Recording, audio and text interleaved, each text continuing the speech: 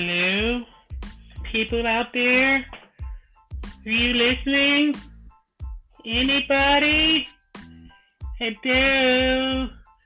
Mrs. Pummelhurst, I would like to get down now. What the fuck? You should have did like a knocking sound with that shit too. But yeah, let's start on. We had to make you laugh, people, because we have to start with some very tragic news. Yeah. With the passing of Shad Gaspard, who was part of Cryme Tyme. It's very sad. I don't know what to say, because he was one of my favorites. Great tag team from the not the Ruthless Aggression era. It's more like the Cena era, right? The Cena era. Yeah, the Cena era. Cause like it's the Cena era, but their tag team was borderline not PG. It wasn't in their tag team is the single biggest crime, not just because of their name, but the biggest crime of WWE. They had a super hot tag team, and they did not put the titles on them. Like, they did everything else except put the tag team titles on Cryme Tyme. I want to say they only had one, like, run at them. You know, like, they only, like, went for them only once. The whole They had more. They had multiple ones. Because it was one time they actually went against Legacy. Okay, because I remember the one against Murdoch and Cade. Yeah. I almost called them Cade and Crawford. That's how forgettable they were, but... Yeah. But yeah... Which is weird. How do you go with them, which are forgettable? Like, you know, if it wasn't for this incident, I would forget those two were tag team champions. No, they did play a specific role in what WWE was trying to go for with the whole Paul London and Kendrick thing. Okay. When they beat them like twice. Remember they beat them on a house show and they came back and that was their whole thing? Oh, yeah. Yeah.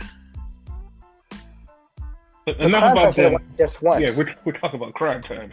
No, I'm just saying because only reason I remember them is because of Cryme Tyme, you know? Yeah. Like, you know me with like the WWE music, like I fucking like I rock Io Shirai's music every fucking day and fucking Aleister Black's, right? Yep. I didn't remember fucking Shad had his own music, like separate from Cryme Tyme. Like I forgot all about the heel turn and all that shit.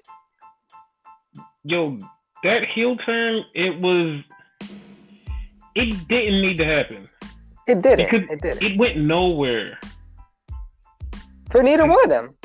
Yeah, it went nowhere, and that's sad. Yeah, because usually when there's a heel turn, one of them goes up. At least somebody gets elevated. Yeah.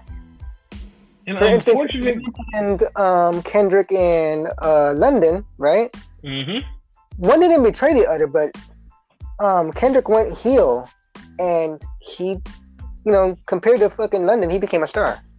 Yeah, and London got fired. Yeah. Because he laughed too much. Are you gonna fire me? Because I laugh every fucking episode. No, I thought about it. But Cryme Tyme had like some amazing moments. Like, remember when they teamed up with Cena against John JBL and they fucked up the limo? Yeah, they kind of hinted at making their own group, Cryme Tyme, Cena, CTC, something like that. Yeah, it was CTC. I wondered, was the reason they didn't do CTC was because it was close to CTE at the time? What is CTE? I forget. The concussion thing. Oh, maybe. Like, because I think that was all in the post. Well, no, that was the pre-Benoit era, so they could have got away with that. Yeah. And also remember the time when Lita, I think it was her last match, if I'm not mistaken, and they came out with her duffel bag and started selling her stuff. Oh yeah, like I want to say her panties and shit. Yeah, it was hilarious. Yeah.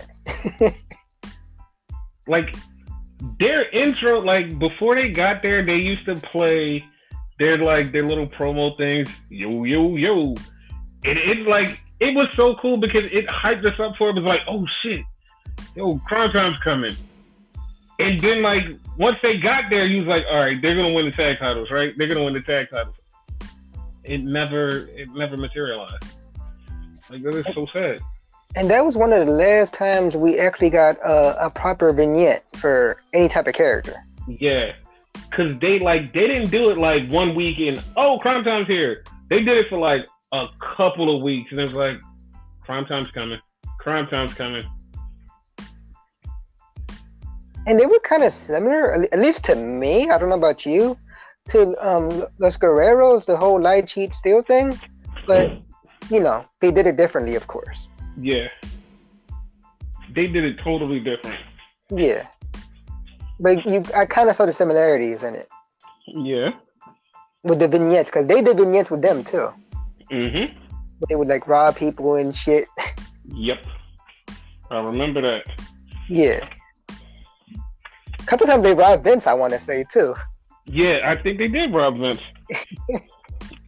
I think they did rob him once or twice. Yeah.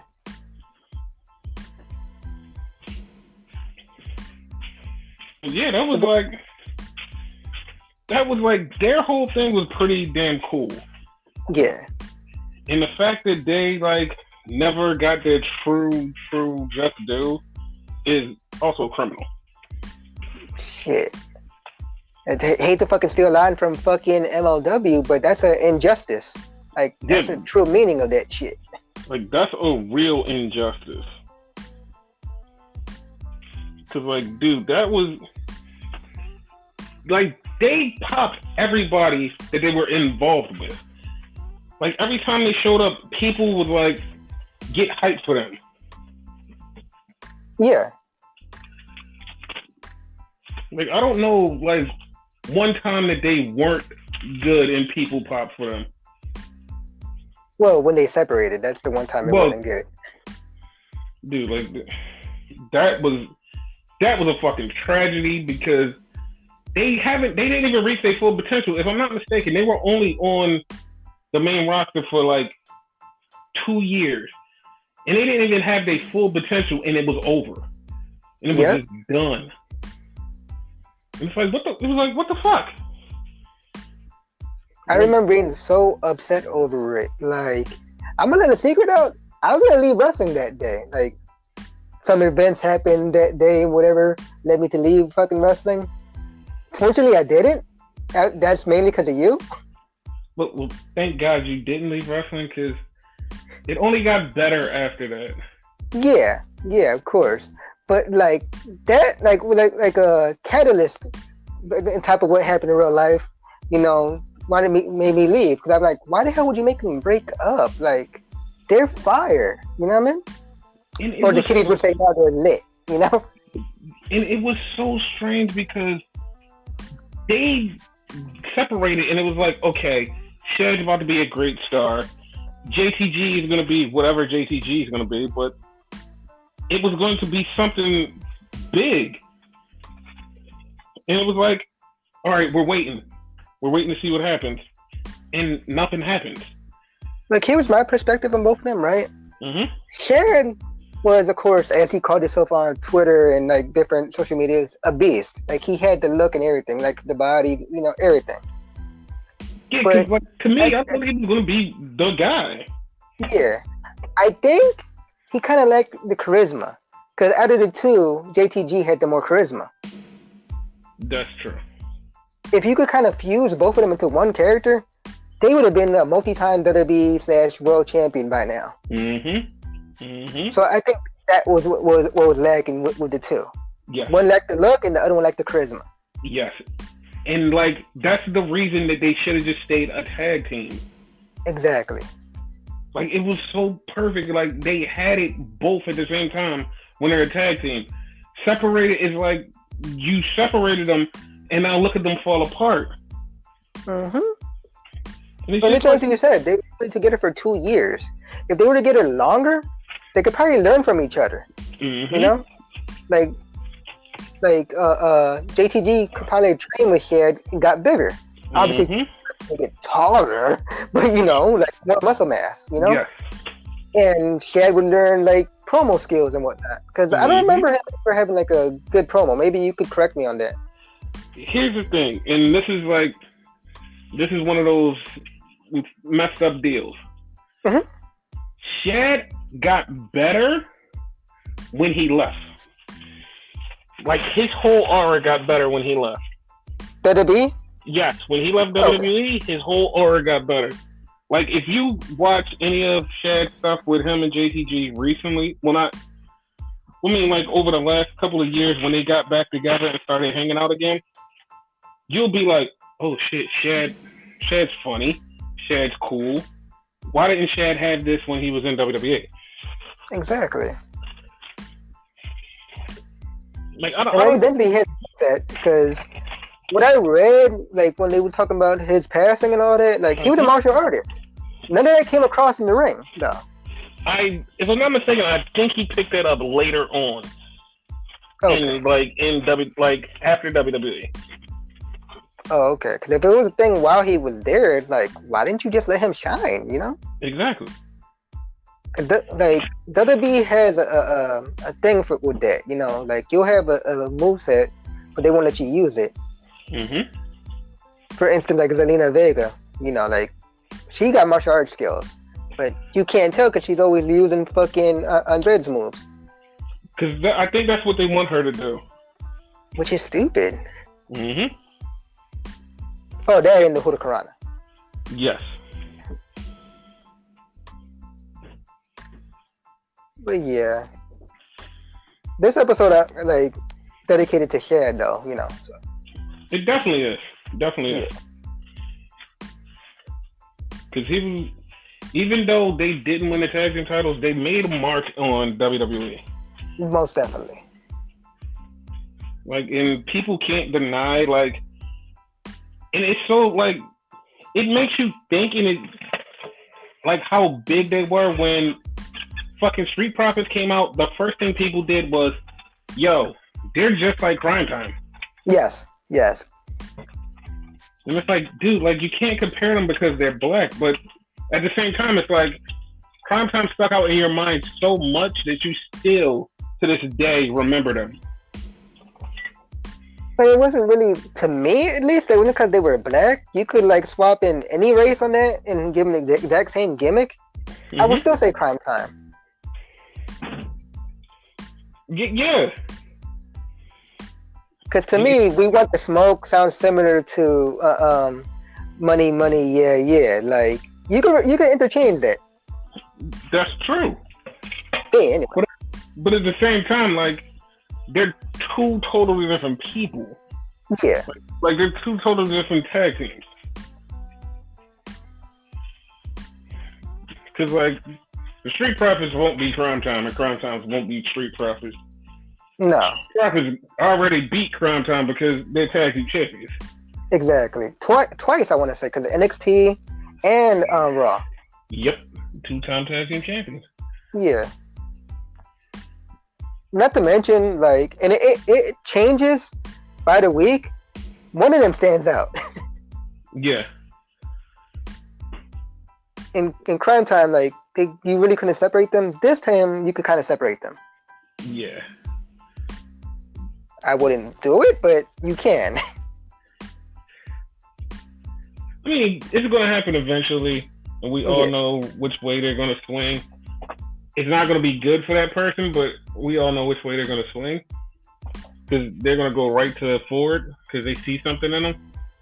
But at the same... That's the obvious pick, but they don't always pick the obvious pick. They could easily go with Dawkins because Dawkins has been shining lately. Right.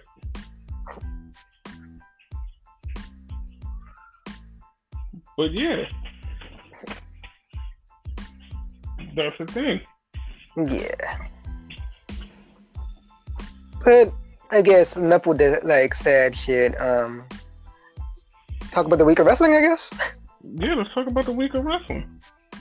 All right. Well, let me do the intro. Welcome, ladies and gentlemen, to the We Are Wrestling Podcast. I am your host, Viola Viper, aka Viper Freeze, with my co-host, the Renegade Enigma, who didn't realize you didn't do the fucking intro. No. This was a cold opening this week. So yeah, this week in wrestling, where do you want to start? I guess SmackDown? You want to start with SmackDown? Okay, cool. Now that something happened before that? No. SmackDown was integral in the future of SmackDown. So it started off, the first thing you see is Miz TV. I was going to say Miz and Morrison TV, but we could call it that, a Miz and Morrison TV. Why isn't it called Miz and Morrison TV? Like, Morrison's there too. Like, what the fuck? I don't know, but if you ever watch when it comes on, it says both of their names instead of just Miz's name. Yeah. But yeah, like, it started with them, and they interviewed Otis. And basically, they just cut their little dumb promos on Otis and talk bad about Otis. And, just, Otis, you're fat. Are you pregnant? You and Mandy gonna have a baby? And it's like, dude, like, you're fat shaming now? Like, come on, like, it's 2020, get over it. Yeah. Like, get the fuck over it, guys. And yeah, like, Dace did that and wound up challenging him to a tag team match. And normally it'll be like, okay, Tucker's his partner. No one knows where the fuck Tucker is. Like, literally, no one knows where the fuck Tucker is. I don't think they even explained it, did they? No, he mentioned Tucker, and he was like, oh, what, you're going to go get Tucker? And that was it. Like, that was it. Like, there was no other word. It's like, okay, yeah.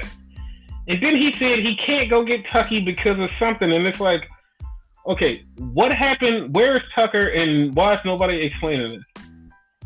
Calling it now, Tucker's going to betray him. He probably will. Because none of this makes any fucking sense. Yeah. Like, none of this makes any fucking sense at all. Like, I'm so baffled by it. Because, like, they didn't say he was injured. They didn't say he's gone because of the virus. They didn't say anything. He just disappeared. And nobody could be like, oh, well, maybe it's just because he doesn't want to do these no arena shows. Dude, he wrestled at WrestleMania, and he wrestled before that. Like, he just disappeared. Mm-hmm. Like, and no one's saying anything. Like, I haven't heard any reports of him being injured. None of that. Like, I don't know. He has to be injured. Like, that has to be a thing. I hope it's injury, and they're just not, like, saying, you know what, fuck it. Tucker, we don't give a fuck about Tucker. Like, that's not something I want, because I do like Tucker. Because, like, he's more athletic than people realize. Yeah. But apparently, I did too. I actually saw him at the Star. Because, I just saw Otis as the comedy act.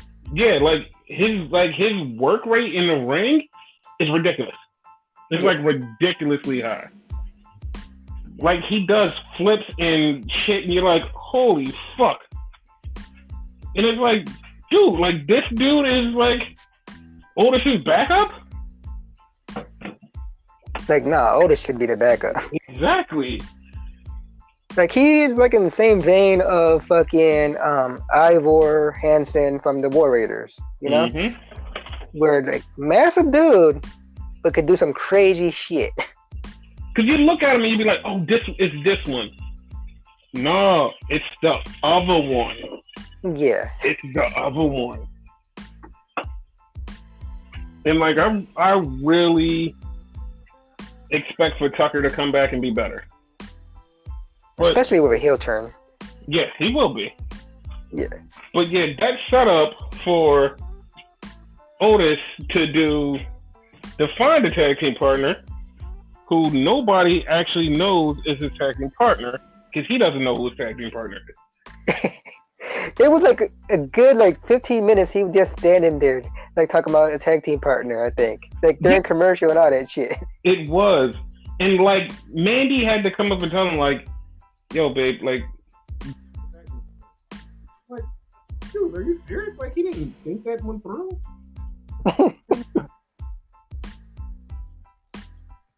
But yeah, that's where that started. Yeah. The one good thing I liked it about the Otis interview is, so right? The brackets are Drew Gulak versus Daniel Bryan, Elias versus Bartender Cabron, AJ Styles versus Shinsuke Nakamura, and Jeff Hardy versus Sheamus. Now, it sounds great on paper, and the way that they had the lineup, I wanted to punch somebody. I wanted to punch somebody though.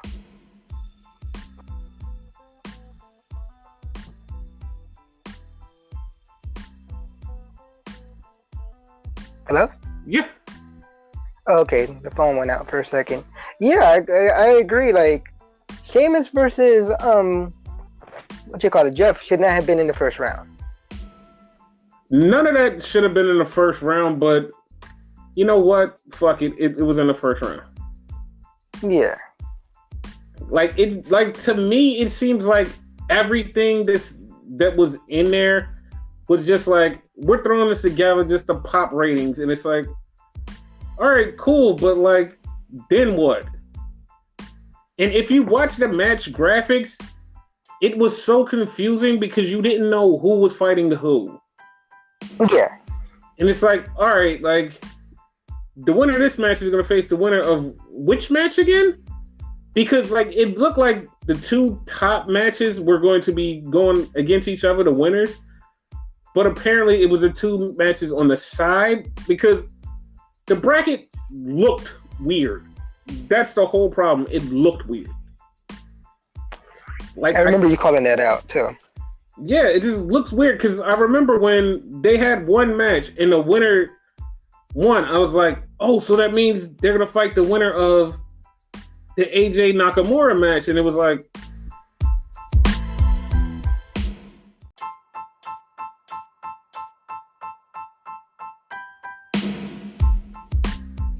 yeah, and like, it was just so weird. The brackets it was so out of sorts and weird. And it's like, WWE could have did way better with these brackets, and I don't know why. Like, they just decided to make it look weird. It's nothing about the matches, because the matches are good. I do have a complaint with why these matches are in this tournament, but it's like, it's a good tournament, nonetheless. Yeah. Because, like, to be honest, why is Jeff Hardy and Sheamus, which is an angle that they've been building up for 2-3 months, why is that being blown off in the Intercontinental Tournament? It's weird. Like, it shouldn't have been there. Yes, and also, why is AJ Styles versus Nakamura in this match? And I don't think people even paid attention to that. Like, first off, aren't they both heels? Exactly. It like, I know some people be like, well, why is AJ on SmackDown? You know, they have that little intersection crossing guard match thing where you can go wherever you want to go. Exactly. Like, I didn't even think about it. He just like brought it up just now. Yeah, it's just like, this tournament is just bad, and like, we'll cover why we have like a lot of weird thoughts on this tournament.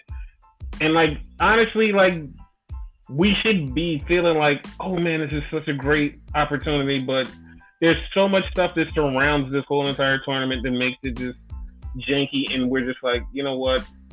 It is what it is. Yeah, like, one thing in particular we're going to talk about later, like, that made me fucking sad with this fucking tournament. Yeah. Which, clue, for those of you listening, I'm watching Twitch. So you know what I'm going to talk about. Go ahead. So the tournament starts off with Bartender Cabron versus Elias. Like, okay, they have a feud. They've been feuding since before WrestleMania. So, once again, why are they still in this tournament going at each other? For some reason, it's a thing.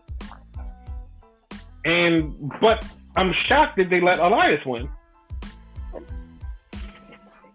Me not so much, because, like, I think he's overdue for a push, you know?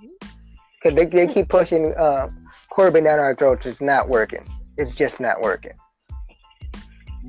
But that's the thing, and I believe that they're going to keep pushing him down our throats because we don't want him. Yeah. And you know how Vince is, like, yeah, if they don't want him, I'm going to push them down their throats and make them want him. Because eventually, they're going to love him. You know what I mean? No, I think this is the one time he's going to be wrong. Exactly. Well, it's been a lot of times he's been wrong, but we're not going to get into that right now. No, but I mean, as far as the pushing, because, like, people eventually wanted Roman, you know? Yeah. They were cool with Roman. That's one instance where they pushed and whatever. People eventually got soft on Cena toward the end. Mm-hmm. So, you know? Yeah, but whatever. But I don't think anybody's gonna get soft on Bartender. No, hell no. And the funny part is, like, 6 months down the line, we might come back and walk this right back and say, you know what, we like the Bartender. To the point you'll actually call him by his real name. Yeah. Well, not his real name, but you know. Yeah, not his real name. I don't even think we know his real name. Shit. I don't think we do, but his wrestling real name. But he lost to Elias, and Elias advanced on to the next round. Elias is eventually going to become a star. Like, we noted that a while ago because, like, he's getting the rub by a lot of, like, big-time names. Like, Cena at that one WrestleMania where Cena came back in the quote-unquote heel Cena. He got interrupted by Undertaker. You know, it's like a lot of things. So, you don't necessarily have to have matches to get over. And he's gotten over. Right. And if I'm not mistaken, I think he even had an interaction with The Rock. Yes. Yeah, see, like, he's definitely had these weird interactions with everybody. And he's a face now, so, you know. Yeah, so I kind of want to see where they're gonna go with this. Yeah. The only disappointing thing to me, and, like, I don't know, like, if you agree with this, though, the match was kind of a throwaway because, like, it's an ongoing feud. Because the reason it kept going is because what happened at Money in the Bank. Yeah. You know? It should have happened at the next pay-per-view. Well, I think they're going to still hold it up till the next pay-per-view, so we can look forward to that. At this point, I kind of want him to be IC champion. By him, I mean Elias. Because, like, out of everybody in it so far, he's, like, the only one I truly see that's new and fresh that could get it. I mean, I have thoughts, but, like, when we get down to the second match in the tournament, I'll break down my thoughts. Okay, but let me ask you this before we get to that, right? Mm-hmm. Do you want out of, like, the names that were mentioned, do you want Jeff to have it? No, but there are like 3 people that I actually would enjoy having the Intercontinental title. Okay. Like I said, like, I'll get into that, like, when we get to the end of it, so we can talk about the rest of the tournament. No, we will. Just, like, for some odd reason, the way they're pushing Jeff, I kind of have a feeling they're gonna push Jeff, and that I really don't want. No, I'm gonna give you a big reason why that's not happening later on. Okay, let's continue. But yeah, then we had Otis go backstage and looking for a new partner. And he bumps into Sheamus, and Sheamus literally looks at him and goes, "Dude, what the hell is wrong with you? I'm not even your friend. Don't ask me to be your partner." I was like, yeah, like that makes sense. Like, all people to ask, like, what the hell? And then, when it happened, Otis goes, "Oh, okay." Yo, you do his voice perfectly. Like, what the fuck? It's like, you dummy.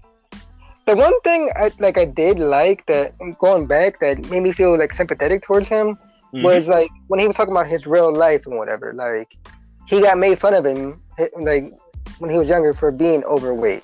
So like he's used to that. Like he didn't care what Mrs. Morrison was saying, you know. And like also like he had a learning disability, which later on I found out was dyslexia. They never mentioned it on screen, but it's actually dyslexia. I don't think they wanted to like get into it because they would have made people cry. Yeah. Which at this point is kind of like a feel-good story, you know what I mean? Like, if it's a feel-good story, you know, it's meant to cry. Yeah. Then we had Naomi versus Dana. Now, normally, like, this would be a slam dunk. Oh, Naomi wins. Nah, fam. Nah. Like, not even normally, because if you know us, like, we don't ever get the whole show. We skip a lot, because a lot of shit we find unimportant. This will be an unimportant match. This, I don't think it's unimportant for 2 reasons. Okay. I actually think they're going to push Dana a little further, and Dana's going to be a little something. But I also think Naomi is going to have a heel turn. Yeah. So, but what I'm saying, though, if it would have went the way we thought it was going to go, do you think we would have remembered to mention this match? Because I don't think we would have. No, we would have just blew over this match. This match, like, because it went down the way it went down, we remembered. Exactly. Which, if y'all didn't notice by now, Dana actually won this match. Yeah. And, like, I see them giving her a short little push, and I see a total heel turn for Naomi. Which I'm all right with. So, yeah, I'm all right with, too, because I don't remember the last time she was a full-on heel.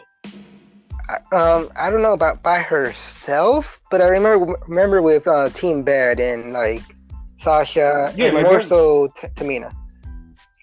Yeah, but, like, that was just Team Bad, but, like, I just want a Naomi run by herself as a heel. Yeah. Like, I know it's going to clog up the heel side of the women's division, but I definitely want to see her as a heel because of the next thing I'm going to get to. So, Charlotte comes over to SmackDown this week. And she basically just comes up. I don't even remember what she said, why she was there. She's just there. So she's cutting her promo, and Bayley and Sasha come out. Like, at first when Charlotte was coming over, I was like, I don't want Charlotte here. It's not going to work. It's not going to do nothing. Like, so many people were pissed off about that. You go through Twitter, it was like crazy. Like, what the fuck are you even here for? Because, like, all right, a lot of people are really tired of Charlotte. Like, and it's ridiculous. Like, I get it, and I understand it, and I know why. It's just ridiculous how much she's getting shoved down everybody's throat. She's good. Okay, fine. She's good. But the way that they're pushing her down everybody's throat is making everybody sick of her. Like, you can't even enjoy her because it's so much of her. Yeah. Like, this whole entire week, a little spoiler, she's been on every show. She has been on every show. Raw, NXT, and SmackDown. Like, she's literally been everywhere. And it's like, yo, can we just a little bit, like, just take Charlotte down a little? Like, I seriously think if we weren't going through a pandemic, right, she would be on NXT UK. I believe that. Like, it's like they just put her on everything. It's like, guys, just relax a little. Like, there's nothing wrong with her as a wrestler. She's good. But you just keep shoving her down our throats, which means we're going to revolt because it's like, you're making us watch her. We don't want to. We don't. We don't want to see her. We don't want to see her as much. If you give it to her in little digestible bites. We'll be like, you know what? We really like Charlotte. She's one of the greatest. You're shoving her down our throat, and we're like, we can't stand her. Like I love Charlotte, but it's coming to a point where I'm getting bored with it. So yeah, because it's like I feel like we see her everywhere, and we don't get a chance to appreciate it by missing her and going like, oh yeah, exactly. I wonder what Charlotte's gonna do next week. It's like, I wonder what Charlotte's gonna do tomorrow. What she's gonna do the day after that. Well, every day's Charlotte Day. Prime example of that, like Sami Zayn. Point there, Sami Zayn was like going between shows and all that because he had a manager's license. Remember that gimmick? And like that was starting to get annoying to me. Luckily, they stopped it, right? Yes. But he hasn't been in the television show long. Like I miss his annoying ass. Yes. Make me miss you. Exactly. And WWE won't do that with Charlotte. Yeah. Like, I understand why you guys, like, you think that she's the greatest women's wrestler in the world. Like, I don't have a problem with that thought process. She's really good. The thought process I have is, like, just, can she not be there every day? And, like, that's all I want. And here's the thing, right? I could see if she was bringing in ratings. For example, like everybody was so sick and tired of Cena, but every time Cena was there, Cena brought in ratings. You know, give the devil his due. You know, Charlotte's not really doing anything as far as the ratings. Nope. Because every time she's on, it's like it's not bumping the ratings. It's just she's there. Yeah, that's it. Nothing more, nothing less. She's there. Like, sorry, pal. She's there. She's not doing what you want her to do. Exactly. So, like, they need to stop the fucking Charlotte experiment. They talk about stop the Roman experiment, stop the Charlotte experiment. Yeah, because now people are looking at her like the new Roman. Yeah. And that's not fun. It's just not fun at all. You can't push people like that. You have to do it organically. Like fucking... I heard a rumor, and like I believe this rumor. They're trying to push fucking Drew McIntyre like he's the guy. You know, that Roman was the guy. Now Drew is the guy. You know, which obviously because he's the champion. You know. No, when we get into Monday Night Raw, I'm gonna prove to you how much of the guy he is. Yeah, but you see what I'm saying with the contrast, though, right? Like, he did it organically. He took his time to do it. You mean they took their time to do it? Because he'd been saying, yo, I want to do this. And they're like, whatever, dude. And, like, they eventually got to him. Yeah, when I say he, I'm talking about the character. Oh, yeah. Got it. You know what I mean? Because evidently the character didn't want it yet, you know? Yeah. But, you know, because he always been the chosen one. But, you know, it wasn't shoved down our throat. Whereas we got other chosen ones, it wasn't, like, drastically said. It was definitely shoved down our throat. Yes. And you can't do that. Like, we're going to turn real quick. Yes, we have to fall in love with the person ourselves. We have to enjoy them and want them ourselves. Like, you're not giving us a chance to want and enjoy and love Charlotte. Exactly. Because you're pushing her down our throats, and it's like, we're not getting the chance to, like, love her organically. Like, it's not like she has bad matches, and it's not like her character is bad. It's just we see too much of her. Yeah. Her promos are good, too. Yeah, her promos is good, too. It's just like, the thing is just we see too much of her, and it's like, part of us is like, every time we see her, it's like, oh man, she's gonna be in a title match. Oh man, she's gonna do this, and like, we kind of don't want that all the time. Yeah, exactly. But hopefully they get it done where like we don't have to see that. Yeah. But this week she did give a great great thing she did this week. Yeah, she served a really purpose. She served a great purpose. She was the catalyst, as I call it. Yes, she was.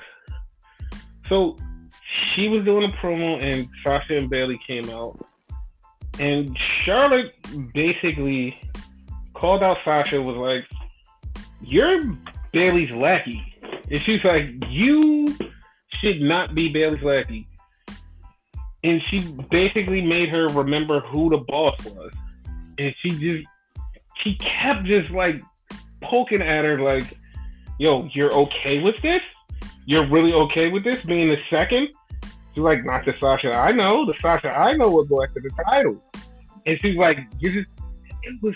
I think those were her exact words too. Like, "Are you okay with this?" Yeah. She mentioned the fact that her and Charlotte main evented pay-per-views and Raw and all that. Yo, she was so dead on with this promo that, like, if you didn't want Sasha to turn on Bayley after the Charlotte promo, you was like, "Yo, can she please turn on her?" And like we've been saying since the beginning of the podcast, this is a really slow burn. It's coming to a head soon. That's the slowest goddamn burn I've seen. Like, this is slower than fucking Cena versus Rock. But it's good because, like, we know we want it and it's getting there. Oh yeah, I'm not complaining. I'm just saying it's slow. And then Bayley challenged Charlotte to a match next week on SmackDown. Now, I put down my theory of what's going to happen. So, my theory is Sasha is going to cost Bayley the match accidentally. They're going to get into an argument. Bayley's going to snap on Sasha. Sasha's going to leave. And then Bayley's going to smooth it over and be like, "Hey, listen. I'm sorry. I didn't mean to snap on you." And for some odd reason, she's going to convince Sasha that it's good. And they're going to get back together, and it's going to be like, "All right, well, this is their chance to break up," but they're not going to break up. And Bayley's going to lull Sasha into a false sense of stability, and then she's going to turn on her one day. That's how you do it. Mm-hmm. And I promise you, it's going to happen, and people are going to be like, "Dude, how the fuck did you know exactly what was going to happen?" Want me to tell you how we know? Let me tell you. Because we are wrestling. Exactly. Remember this, people. Especially him. You too, because you've been pulling a lot of good tricks out of your bag. No, but you're like we watch a YouTuber called Comic Storian. You're the wrestling Storian. I don't even know if that's a YouTube thing, but you're a wrestling Storian. I don't think it's a YouTube thing, but it should be. That is definitely you, because you could pull up some fucking history. Like, I don't know, like I'll ask you, "Did this happen?" And like you'll be like, "Yeah, this happened, but then this." Half the time I get shit wrong. We both get as shit far wrong. As remembering, yeah. Because there's so much shit to remember. Like, we've been doing this for like damn near 30 years, guys. There's so much shit to remember. How many eras is that? Like 4 or 5? Yeah, like 5 eras.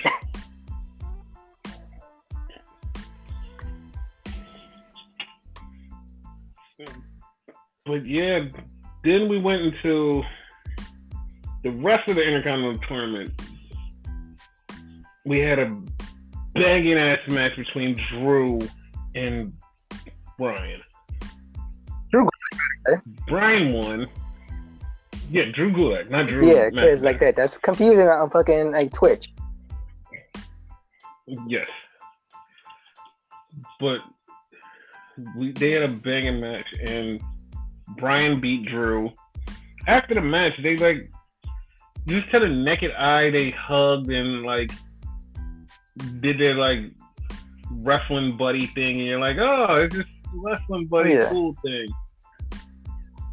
But There was a lot more to it than that. Yeah, it was a whole By the lot way, to it. right? I don't know if you knew this. You probably do, though, right? Evidently, they made a deal with each other during the match, or like before the match, right? They would throw no punches. So this was clearly a fucking classic wrestling match. Like they pulled a clinic, as they would say, you know? So with no punching, nothing like that. So they made that deal. They wanted to bring a real badass. And they did, yeah. Because especially if, so, full disclosure, this weekend we found out that Drew Gulak was no longer under contract with WWE. I'm sad. I'm sad too. I'm actually brokenhearted because Drew's a cool dude. Drew's our buddy, and he's no longer. I was gonna say I kind of feel like that's our fault because we'll throw something out there and shit happens, right? We gave him a huge shout out in last episode because the whole Twitch thing. Hence, I mentioned Twitch earlier, and now this, like, what the fuck? Yeah. So over the weekend, we found out he was released, and everybody like threw a fit because he's gone. But so this is actually what happened. The contract that he was under expired. He wanted a newer, more money contract. WWE wasn't having it. So WWE basically was going to give him another contract, but because he asked for more money, they pulled the original contract. So now he's not under contract with WWE. His contract expired, which means he could go to any wrestling company that he wants now, currently. But also, Drew's lawyer is looking into trying to get Drew back to WWE.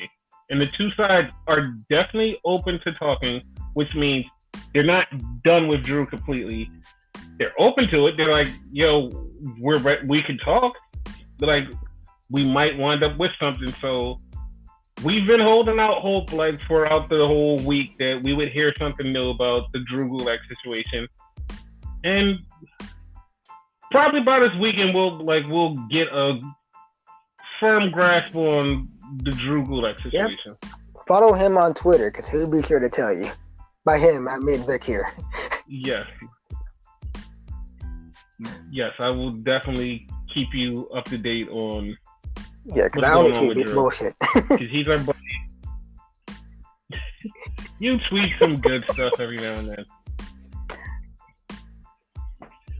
No, but real shit, that kind of hurt my feelings because I could have sworn he would have been won that shit and become IC champion.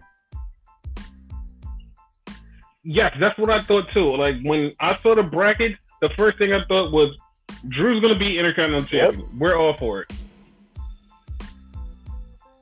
And we didn't get that. I mean, we can still hold out hope that he will get the Intercontinental title. But we just, like I said, right now it's up in the air. And by the weekend, we'll know a lot more. So, yeah.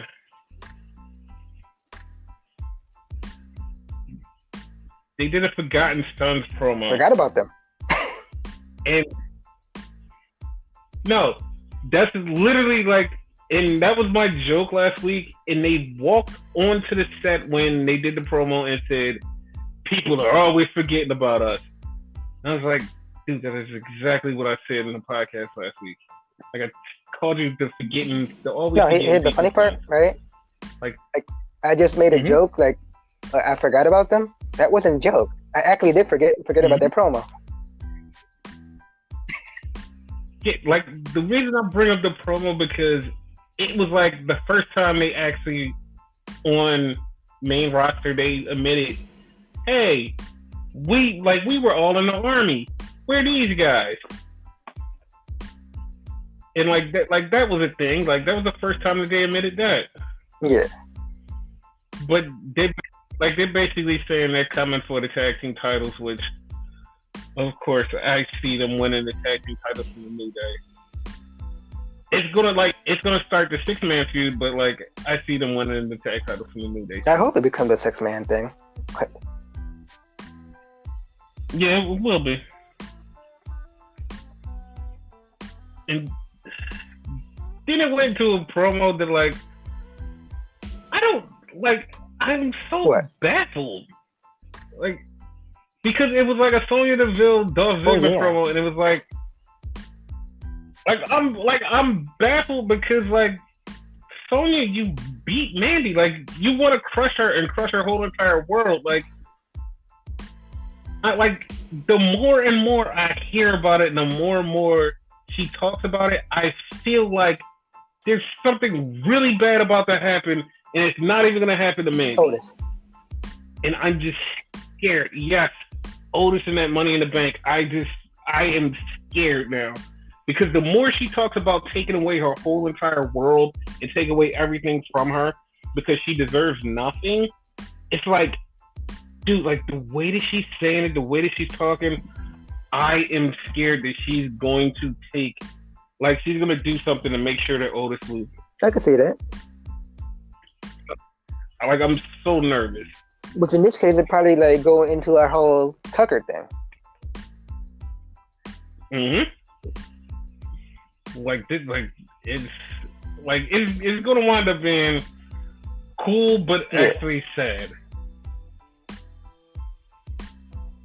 But yeah, her and Dolph. I don't know why Dolph is like her last. Like it's weird. Like he seems like a tweener in this situation because like he seems like he genuinely cares about Mandy, but then at the same time he gives no fucks. Like. I don't get the gimmick. I don't think anybody gets the gimmick. Like, I don't even think he gets the gimmick. But yeah, they did that, and they set up for the main event, where right before Otis bumps into Braun Strowman, Brad, and me and you both said the same thing. Was like, dude, why the fuck are you asking him? He's the champion, and you're the Money in the Bank guy. Why the fuck are you even asking him? And Braun goes, well, I'll be your partner, but don't try none of that Money in the Bank shit on me. He didn't say shit, but you know, it was close. Like, don't try. That's funny. We both had to point that out. But that's verbatim pretty much what he said. Yeah. And they wound up being a tag team going out there and wrestling Miz and Morrison. Hey, ho, ho. Miz and Morrison's got to go. What the fuck? You love that shit. Yeah. Yeah, they wrestled them. And they wound up like it was an okay match, but of course, you know, Braun Strowman like power slam Miz, got the 1, 2, 3. So after the match, like Otis is dancing in. Well, before that, I have to give Braun Strowman a shout out for doing the caterpillar. Do we even call it a caterpillar? Like, what the fuck was that even? He tried. Like, I realized I said that fucked up, y'all. Like, that's how fucked up it was. When I speak fucked up like that, it's because something fucked my mind up. Yeah. He tried to do something. He tried. I do that out the podcast, so imagine how fucked up I am. Yes. Like, it was funny. It was funny and weird and funny. But at the same time, like, that's just how I felt. Like,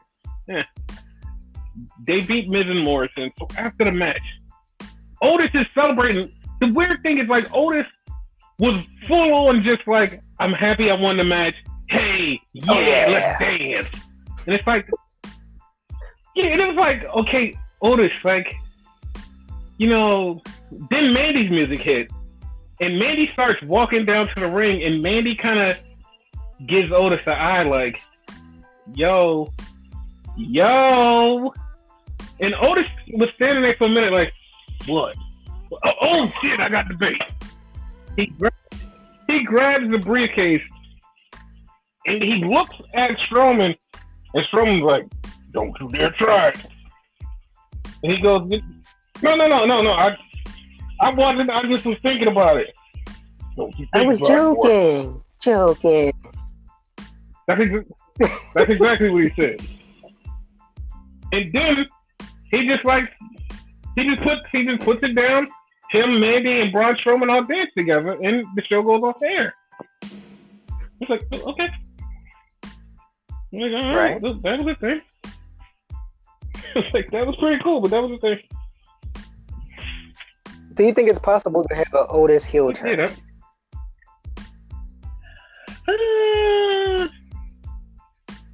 I don't know, because I don't like. It'll probably work, but right now I don't know how he would look as a heel. Because to be honest, like, someone was saying this about wrestling right now, because there's no fans, people should just start trying shit. Like all the companies should just start trying random shit and just be like, you know what? Let's see what happens. Let's just throw some shit at the wall and see what the fuck happens. So if they turn them heel, like I said, I don't know. We'll see what happens. It would be weird, but I'm fine with it. At least you're trying. We'll see. Yeah, like they're trying something new.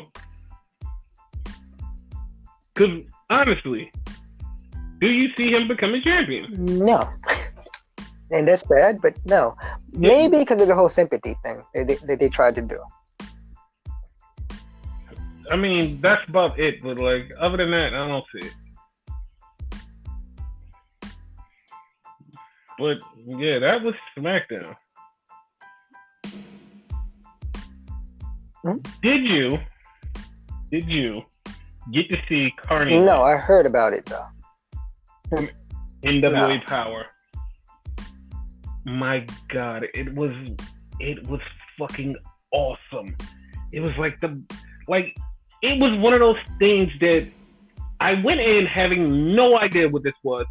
I literally I got in at 6:01 right when it was about to start because I almost forgot that it was coming on. I was like, yo, I was just sitting there. I was like, yo, it's nothing to do Tuesday. I was like, fuck. I was like, oh shit, they were supposed to premiere that new NWA Power thing. So I go on and I'm like, all right, let me give this a chance. It starts with fucking Joe Galley, and it's like Joe Galley's talking, and he gets interrupted by a floating head of Wade Barrett, and it's like, okay, this is kind of out of the box. Let's see what this fucking is. It literally was like a basic inside shot of basic wrestling bullshit, and it was so good. It was one point where Allison Kay, she did a promo breaking down a promo of a generic promo of how people do promos. She broke this shit down about how heels do, the way the heels do promos where they talk and the way that they do this. And it was so funny because it was like, yo, you're telling us how they do promos. It's everything she explained was on the nose, bit by bit, how every fucking wrestler in WWE, AEW, and other places cut promos like that. And it's like, dude, you really hit that out the park on the nose. Fucking Eli Drake, they was like, we're giving Eli Drake his own podcast. So Eli Drake comes over and is like, hey guys, this is Eli Drake, and I'm going to be doing a podcast. He starts talking. He literally goes, all right, that's the end of my podcast. You said nothing. You literally said not a damn word. He's like, I'll be back on Thursday. And it's like, you said nothing still. And then he's just they try to cut to the end of, they try to tell him to keep going. He's like, no, it's over. Go, bye. He's like, what the fuck was that? Then it had Zicky Dice and it was he had a show for the love of Zicky Dice. So he's talking to this girl. He's flirting with her. So they do they try to do the whole dating game, and they're talking, and he's hitting on her, and he's just hitting on her, and then he goes, "Nobody wants to date you," and then she's like, "What?" She's like, "Yeah, nobody wants to date you," and then he basically starts blowing her off, and she goes, "Wait, why am I like this is a dating show?" He's like, "Yeah, but I don't want to date you." She's like, "Aren't you married?" He's like, cut this whole thing. She's like, "No, you're married. I know your wife." He's like, "That's it. It's over. The show's over." I'm like, what the fuck? There was just so much dumb shit in it. It was great. By the way, y'all, right? Like, he watched it. I didn't. Like, as soon as he mentioned all that, I actually looked for it on YouTube right now. So I'm watching it right now.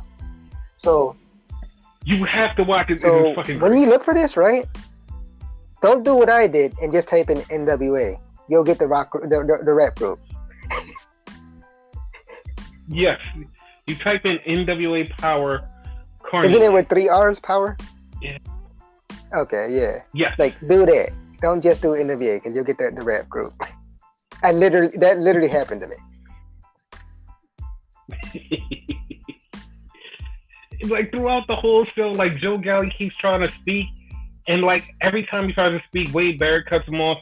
And it was one point, like he got all the way close to the end, and he just starts talking. He was like, "Finally, I escaped him. All right, guys, this is. I got some bad." It's like, God damn it! Like it was so funny because he even said, "God damn it!" And Barrett took over again, and then like this show was just so good because they had a thing in there with Josephus, and like I can't remember exactly off the top of it, but it was something with Josephus, and it was so dumb. It was like why did they have you? They had Mizdow do a thing about Monrovia, and it was so ridiculous. It was ridiculous. Two things there. It was like one's a question and the other one's like a thing, right? First of all, his name is Aaron Stevens, not Mizdow. You told me to call you out, so I'll call you out on that one. Yes. The second one is like, was it actually Josephus or was it the question mark? Because you know he does both. It was Josephus. Because that's why it bothered me. Because they threw it to Josephus, and I was like, why is he not the question mark right now? Why is he Josephus? And he was Josephus. It was like, what so is he happening? wasn't the question mark in this episode? Okay. No. Like even though Aaron Stevens went to Monrovia, he wasn't even in. Like Josephus was just Josephus. Like, did he go to Monrovia without the question mark? Like, what the fuck? No. Basically, it was like, you know, one of them nature shows where like the dude is in the like studio and he's like showing pieces of nature. Like that's what he's doing with Monrovia. It was so entertaining, and like it was. And the funny part, it wasn't that long. I thought it was gonna be an hour. It was like only 30 minutes. And at the end of it, I was like, "Yo, this like." I didn't expect this. Like, I didn't expect it to be this cool. Like they had said the week before was like, yo, we're going to try something new because, you know, we're running out of material. We don't know what to do. We still need to generate buzz and income and all of that. So they was like, we're going to do something we wanted to do for a while called Carneyland. And when they said it last week, like I said, it just went over my head because it was like, because on paper, it doesn't sound good on paper. It doesn't sound good on paper, but like if you're like a wrestling fan, a hardcore wrestling fan, and you like kind of peek behind the scenes, like sometimes like we do on a podcast, like this thing is for you. Like this is fucking for you. And like the funny part is, at the end of it, they said like they were gonna do a bunch of things this week. And like, because I was getting ready for the podcast, like I saw earlier that fucking Eli Drake, he does have his YouTube podcast on the NWA station. It came out today, but because I was getting ready for the podcast, I missed it. Like, I know it's probably hilarious like everything else he does. But yeah, this whole like NWA, like, because they've been slacking, but like this, they hit this out of the park. Like, they fucking nailed this. Like, I'm not. Yeah, they found their thing. Like, for them not to be able to go to do wrestling, this right here nailed it. Fucking nailed it. They keep doing shit like this, people are gonna keep coming back, and people are gonna stay here. Fucking. I'm happy for them then. Yeah, like, they fucking nailed it. Like, MLW, I was just about to say that. Like, I hope they fucking pull through. Did you see MLW I didn't. this Like, week? you know, like, both these shows been lacking to me, so I kind of quit both of them until you tell me it's alright to go back in. I'm kind of in quarantine when it comes to them. Dude, this MLW show, it popped the shit out of me. It popped me so hard. First off, it popped me so hard, and then it made me regret something. Like, that's how fucking crazy this was. This week, they did an anthology of Le Parc. So, in the anthology, you go, okay, cool. It's just an anthology. They went back to Le Parc's whole MLW career. And you're like, okay, well, that's like since a while ago, just a few months. Like, that's not bad, right? Wrong. Okay. Fucking wrong. You're fucking wrong. They went back to 2002. It's like what? 2002 in the ECW arena, MLW was running shows. Joey Styles was the announcer for MLW. It was Le Parc versus some other dude from AAA, and it blew my fucking mind. I was about to say, oh my god. Yes. Dude, that's how it was. That's how it fucking was. And then they showed a match between Le Parc and fucking Sabu. They showed they showed all of this stuff, this old school stuff, and it fucked me up so bad because it's like, why did I not know about MLW at all? Yeah, because when I got introduced to MLW, when you introduced me to fucking MLW, Low-Key was well on his way to becoming a champion, and he became a champion, I think, as we were watching. And they kept going with the thing where, like, he's like 20 years undefeated or some shit like that. Like, that was the fun joke. Dude, like, I don't know where MLW has been. I know that they existed before this, but I did not know they existed with Joey Styles. I didn't know they existed in the ECW arena. I didn't know that they were, like, they literally, if you watched it and the stuff that they were saying, it was ECW Part 2. It was 2002, a year after ECW died. MLW became ECW Part 2. The ECW fans were at MLW. They even did one show at the Hammerstein Ballroom, and it's like, holy fucking shit, like, this is ECW Part 2. They had the referees from ECW. They had Joey Styles. They had the rings. They had every fucking thing from ECW in MLW. And it made me sad because it's like, fuck, like, I had no idea MLW was ECW. Like, I kind of remember Joey Styles there, because, like, in the fucking intro, like, you hear Joey Styles, whatever, oh my god, and all that. So, but I literally fucking, like, I didn't think it was like that. It was literally, and it made me sad because it's like, holy shit, like, I should, like, this is my type of thing. I should have been into this.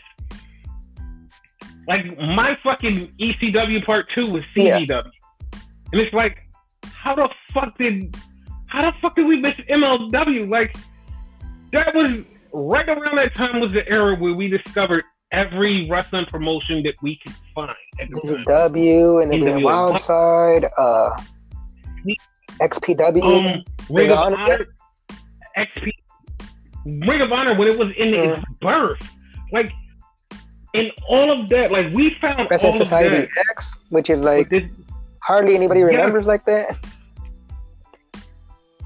But it was this one little nugget of MLW that we missed. That I believe if we would have been able to get our hands on, we would have fell in love with MLW, and it would have been our exactly. Thing. It was our thing until just recently. You know, like lately they've been slacking. Yes, and now I'm sad because you guys had this great fucking promotion. Like, dude, like I was like, it just made me sad and happy. Like next week they're doing another anthology of somebody that's been in MLW. I don't remember exactly who it was, so don't quote me on it. But it's just like, dude, like this anthology series, like it's the best thing they could have ever did for somebody like me, because it's like, wow, like you guys have all of this stuff. And the other thing that pisses me off is like you go through their YouTube, none of that shit is there. Like the shit on YouTube is all of the stuff they've been doing over the last 3 years at MLW. It's kind of like when you would tell me something about WCW, and then I'll go back and look at it. That type of thing. Yeah. Yeah. Like, but none of that is there. Like, none of this good ECW Part 2 shit is there. Like, all you get on YouTube is just regular shit. Like, if you have to look for MLW those days, you have to search for it on YouTube. But, like, yeah, like, NWA and MLW this week, they fucking redeemed themselves. Like, they fucking really redeemed themselves. I feel like I've been for weeks, like, we haven't even covered them for weeks. This week, it's like, holy shit, like, they came back with a vengeance. It's basically like, you bitches want to forget about me? Like, fuck you. Like NWA, right. As I said, I'm watching it right now as we're doing the podcast on mute. That's why y'all can't hear it, right? The fucking Eli Drake thing popped me too, but popped me for a different reason that you may not notice. I guess I noticed it because I have it on mute. On his wall, he has all his TNA belts that he won. That's fucking funny. I don't know if that was a shot or whatever, but he had the TNA World title, the TNA, what was it, television title, whatever the hell it was at the time. And it was a third belt. I forget what it was. I want to say it was the Impact belt. Yeah. Because he had both, right? The TNA one and the Impact one. I think he did. Yeah, that got me. But yeah, like other promotions are surviving in the pandemic. Haven't got like one like death yet as far as promotions. Yes. You would think Ring of Honor would have been dead by now with all the trouble they had, but yeah. Dude, I'm not gonna lie, I don't even remember Ring of Honor being on television. YouTube.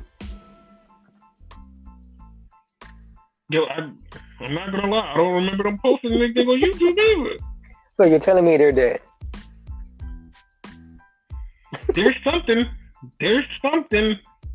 I don't know what they are. Like you mentioned GDW earlier, like I'm surprised they're still around.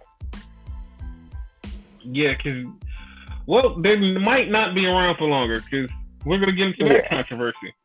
So, CZW, quote unquote, sells their tape library to in demand or on demand, whichever you want to call it, on pay-per-view. And they say, well, yeah, it's either one, because people know it is both. So they sell their stuff to there and they promote their pay-per-views. Well, apparently they've been putting out women pay-per-views with some really ridiculous pornastic titles. One of them, goddamn. One of them was called something assets, and something was top heavy. It was called top heavy, and it's like, dude, like, you guys are really fucked up for making like these really pervy titles. And they're like, no, that's on demand. That's not us. It's like, part of me is like, dude, I know you guys are passing the buck. And then like you hear stuff from women on Twitter that work for CZW, like, yo, dude asked me for news. Dude's been in my DM trying to see my ad. Like, and it's like, whoa, like, you guys are really trying to kill yourself? Like MLW, man. I mean, CZW. Wow. Damn. You blaming the wrong people too. What the hell? Yeah. Like, CZW. I'm not gonna name names, not unless you want to, but we basically got this news from a restaurant, Twitch. See why Twitch is a good thing? And like he said, yeah, this was a stupid move for them to name like their pay-per-views such and such, you know? Yeah. But he used to work there, and he said if he was there, that would have happened. Yes. But that shit was ridiculous because it blew up slowly, and the more and more like I saw it, I would see more and more women like speak out about it. I'm like, oh my god, this is bad. And there's a lot of CZW women that we know, and we're like, oh shit, this is really bad. And like, I want them to get their shit together, but like, I don't at the same time because like, you know, screw CZW. Yeah, like CZW is one of those companies like you outgrew, you know. Mm-hmm. And it's bad because like they had like the last time I actually cared about them was like they had Leo Rush and he did the Dark Heart gimmick in CZW. And it's like that's pretty cool because it was different, but at the same time it's like they just started to get weird, and it's just like, all right, CZW can just. I'm kind of upset that Leo never got to do the WWE. I mean, it's okay. It's sad that he never got to do it in WWE, but there's definitely going to be another promotion that he could do it in. And yeah, of course. Like, he'll be fine. It's just the fact, for me personally, like, that's like me being selfish. It's not about him. It's about me. Like, okay, this is an if WWE would have gave more shine to the cruiserweights at the time, he would have been able to do it. Like, the way that they're kind of giving the cruiserweights rub now, if they would have did that to him, then we would have wound up seeing him turn into the Dark Heart. Because the storyline that he had right as he was leaving was he kept losing, and he needed something to revitalize himself. And he kept going on Twitter like, "Yo, I need to revitalize myself to get back to the cruiserweight title. I never really had a rematch." And he kept saying it, and it's like, I think if things would have kept going, we would have eventually seen the Dark Heart. Like he would have snapped or something. Yeah. Mm-hmm. You think they would have done it like something like Broken Matt Hardy or Woken Matt Hardy? That it be? I would have. They could have, but at the same time, I don't know. But like the only thing that would make me say that WWE would have not gave him that gimmick was because the opposition, everything on them is dark. Like, honestly, everything on them is dark. Like the Dark Order, the the Nightmare Collective is dead, but like the Broken Universe, like it's a lot of dark shit in AEW. So like for both companies, and then like him having a dark gimmick, it would kind of be like, you're trying. You have Jordan Havoc, Mm-hmm. Darby Allin. Mm-hmm. all of those people. Like, see, like that's the only reason I would think like WWE be like, nah, we're not gonna do it because X, Y, and Z. Like, and then you'd be like, yeah, I kind of get it. Yeah. I understand. No, like I get it too. Like I'm all for like a dark gimmick. Like I love the Dark Order before Brody Lee got there. Oh, you don't love it when Brody Lee? Not really. There? Like it. I'm sorry. We're both wrong. Mr. Brody Lee. Mr. Brody Lee. You have to say. Yes, I'm sorry, Mr. Brody Lee. Yeah, like I like it, but not as much as it when it was a cult. You know what I mean? They basically talked about it being a cult this week, but it doesn't feel like a cult like it used to. You know what I mean? Like it feels like a business cult, like it's a hidden cult. Yes, those are the. Oh yeah, of course. Because you get in them and you don't know the channel. But like when Uno was the leader, like it seemed like they were just out there, you know. Like all the like flunkies would like become a chair and all that. That shit was funny. This like it's good. Like I'm not hating on it. It is good. It's not what it used to be. Question: where's Evo Uno? Quarantine. That's actually like a real answer because as I keep pushing Twitch, he was on Twitch earlier today. So yes, Evo Uno's on Twitch. And he said he's no, he didn't say that. I'm just like adding like 2 and 2 together. So I think he'll be back soon because a lot of people are coming back. So because like when we get to like the AEW part, like yeah, I'm gonna point out something with the Dark Order. But yeah, we could go there. Oh, okay, you want to go to precisely that one part then? Yeah, we could jump around. It doesn't matter. Okay. So it was a match. I want to say it was somewhere in the beginning. It was their new member 10 versus Jon Moxley, and you know Brody Lee stole the title. So they're all standing there, right? And it's 10, which they're treating 10 like a little bitch for some reason. Like you would think he would be like the monster of it, but he's like the little bitch. Like you're a knight now. Get on your knee. No, get on your knee right. That's exactly what he said. But like the one noteworthy thing from the fucking promo that I noticed, because like if you noticed it, you probably be fucked up about it too, right? So Brody Lee. Right? Okay. So Brody Lee talking. Throw that, pal. And 10 is on his knee, right? 8 and 9 are there, right? But so is Silver and Reynolds or whatever the fuck. I could have sworn Reynolds and Silver were 8 and 9. No. Because Reynolds and Silver are 3 and 4. Are you fucking serious? I'm guessing. Like, I'm really just guessing. I don't know. I'm just guessing. I'm taking a wild guess. Because, like, didn't you swear it was them too? No? No. Because I think it's 8, the one that's basically in the doghouse, the one that gets shit on all the time. I swear that was Silver. Nope. Oh. And I'm going to tell you why. Because weeks ago, like, I want to say, like,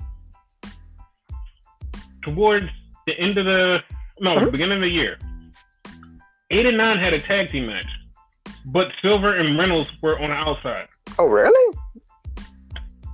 Because that's what like made us go with the question of, yo, who's who? Because it's just so many of them. Like it's 8 and 9, it's 10.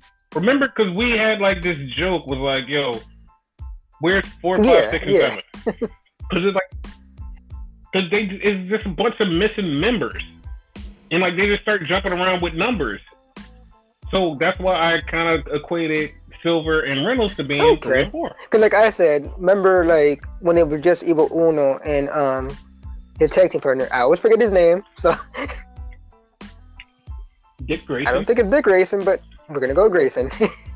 Where it's like the guys would form a cheer. That's a lot more than 10 people. So Yeah. Yeah, because, like, I have no idea where the rest of those Dark Army dudes went. quarantine. That's my excuse for everything now.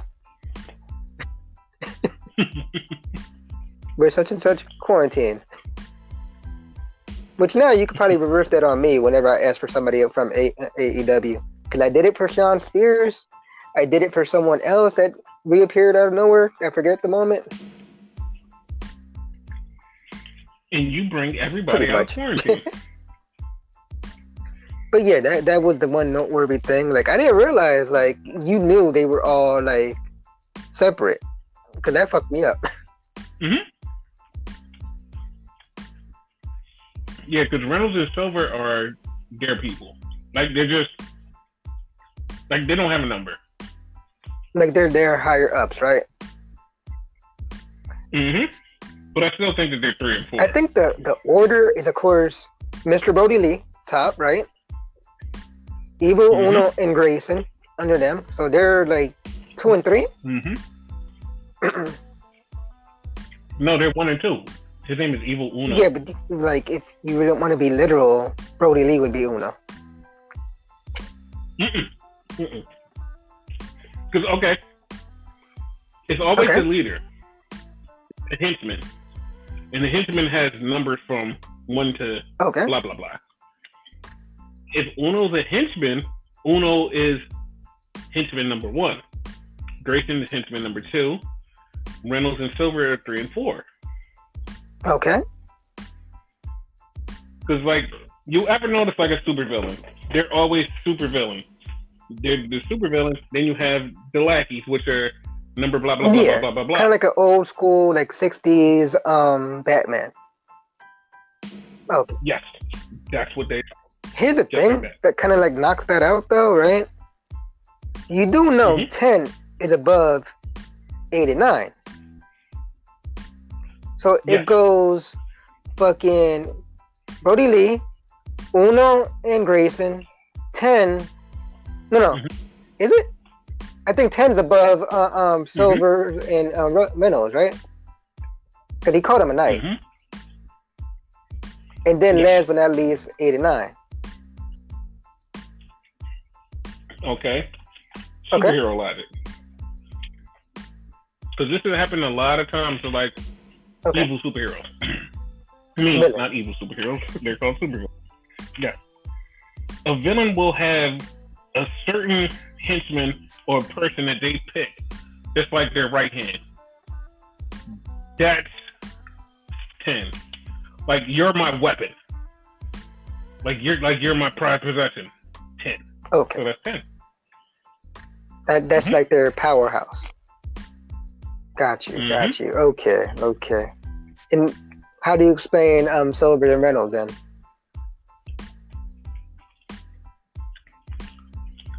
You're the notable henchman. Okay. And the other two are just the flunkies. Got you. Okay. Makes perfect sense to me now. Shit. Like, you took... Like, the funny part, you took it out of wrestling to explain it to me for once. Okay, cool. See, yeah, it actually makes perfect sense now. Like, shit.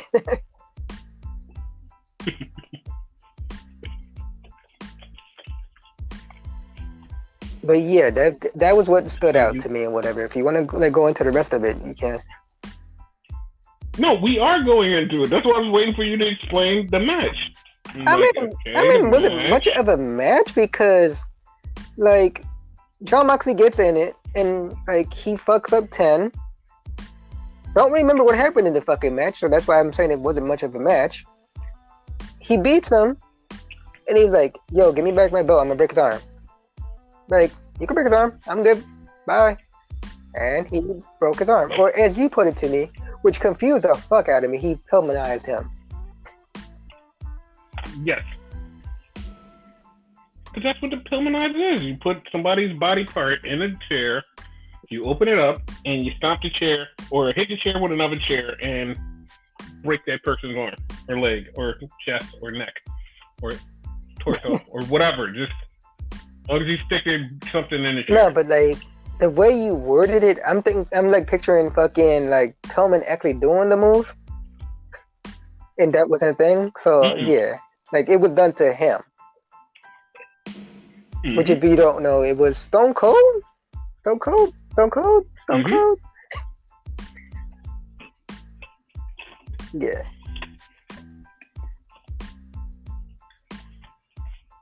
I don't know how it got that moniker of Pillmanizing, but yeah, like people start calling it Pillmanizing somebody's body part after that. It was that brutal because like he was out for like a good year or two after that. So yeah. Mm-hmm. It also gave us the most epic episode of Monday Oh Night yeah. Raw. Yeah. The gun episode. Yeah. Mm-hmm. And I dare anybody in history to say that wasn't that bad, dude. They almost got kicked off of TV because of that episode. Yeah. Fuck that. Right. That was damn near like an ECW moment. You know they got kicked out of two networks. Yep.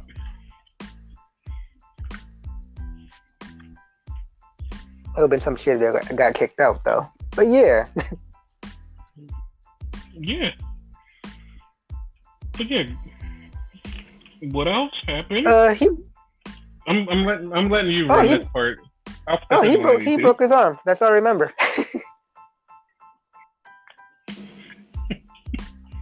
Like if you notice, y'all, like when I love it, I remember a lot. This was not that great of a show to me. And not to cut you off, it's their go home show because this Saturday is their Double or Nothing pay-per-view. Yes. So it should have been a lot more to it. So I think it's disappointment that made me forget. So yeah.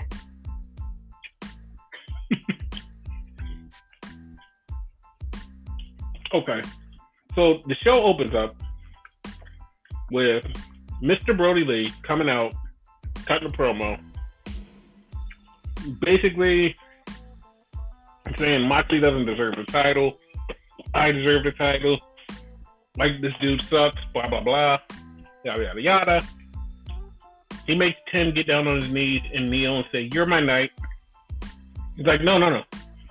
Get down on both knees and do it right. It's like, dude, he's getting down. No, right. All right, cool.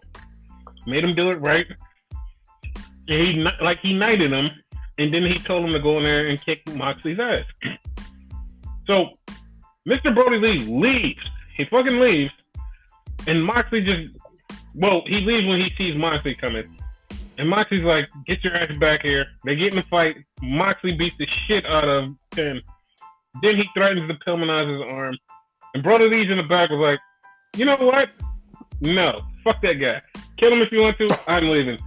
And everybody standing, like, the rest of the crew is just standing there. He's like, "The fuck are y'all waiting for? Come on." Oh, okay. Then they left.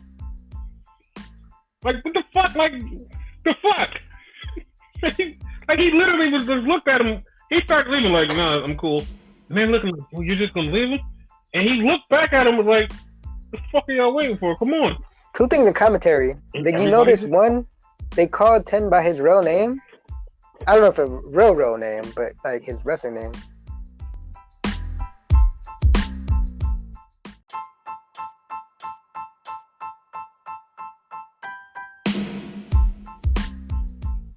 So yeah, Tim's real name is like something like Vic, or not Vic Joseph, like Vic Wow. Smith. It's something with a V. Damn it! I What swear is it it? was like Preston or something like that. Okay, his name was blah blah blah. Yeah, like I don't remember off the top of my head, but yeah, they said his real name. I remember that, right? Because you reported in a podcast like his actual real name. The other thing I remember, like Tony Schiavone actually made the joke with like he said something to the effect like, "Yeah, I asked Brody Lee like, are y'all a cult?" And like Brody Lee got offended, and like the whole knee situation, he's like, "Yeah, they're a cult."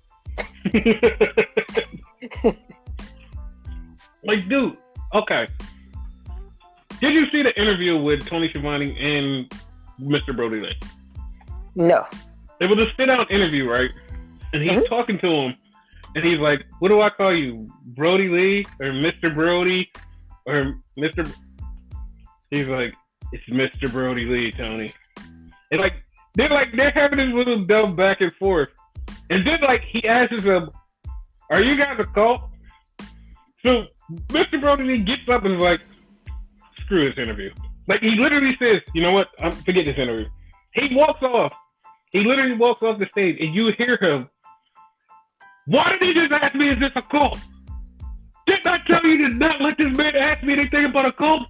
What is your problem? How did you let this question slip through?"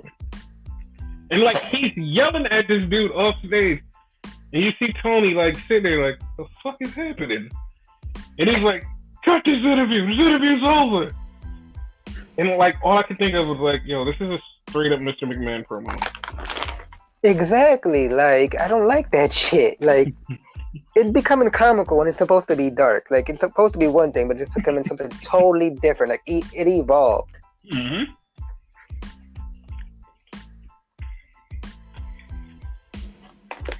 It evolved weirdly. It's like fucking Impact with fucking Joseph Ryan. Yeah.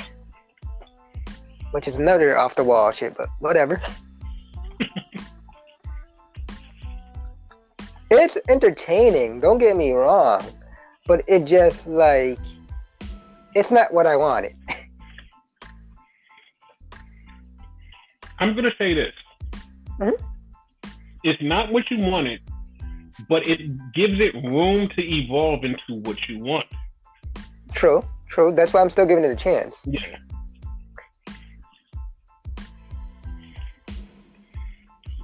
Because once he becomes champion, that shit could become fucking crazy. Exactly.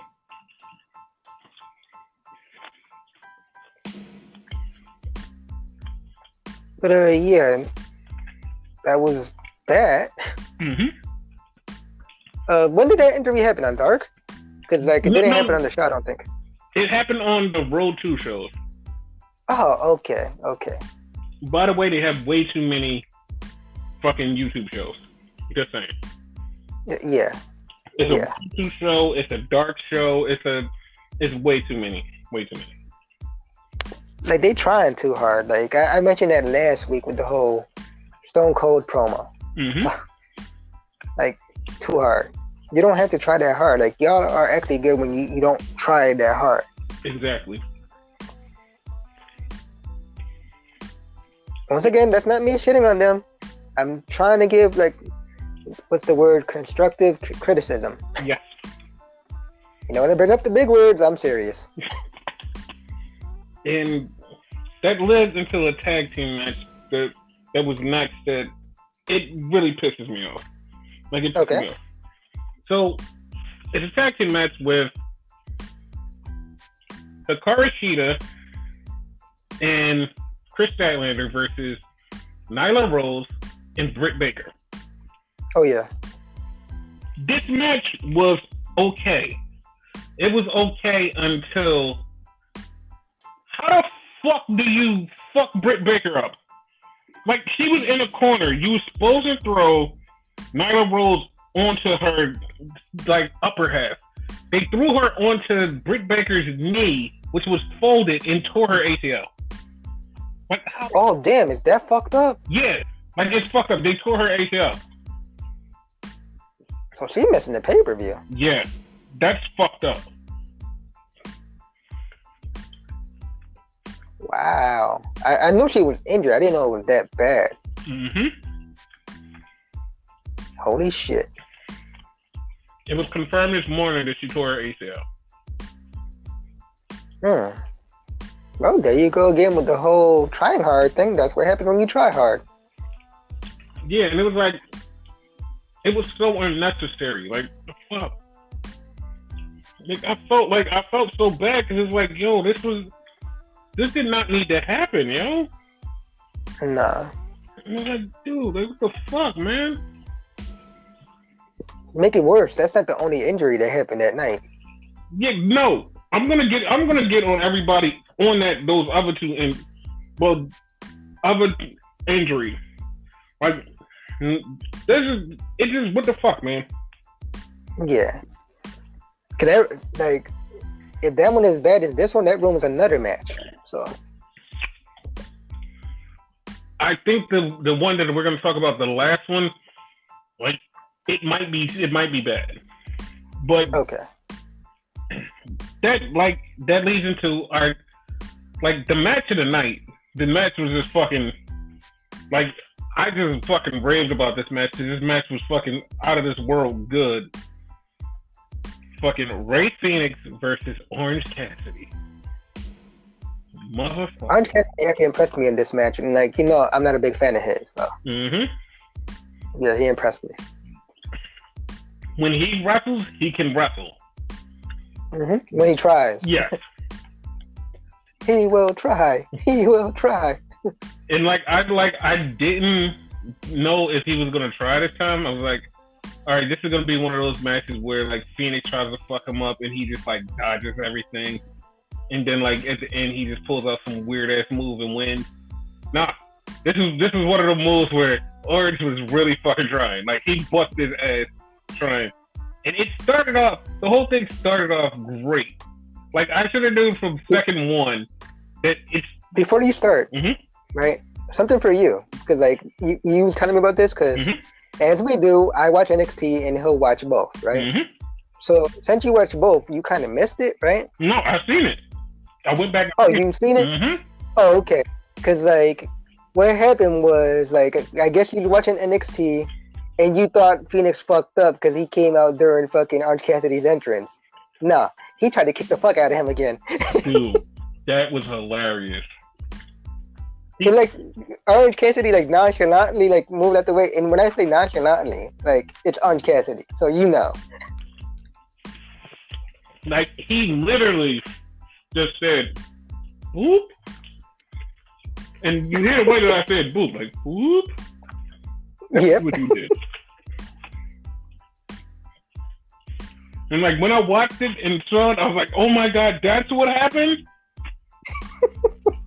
I wanted to tell you about it, so there you go. That shit was so fucking that being the start of the match, man. That made that match great. They did.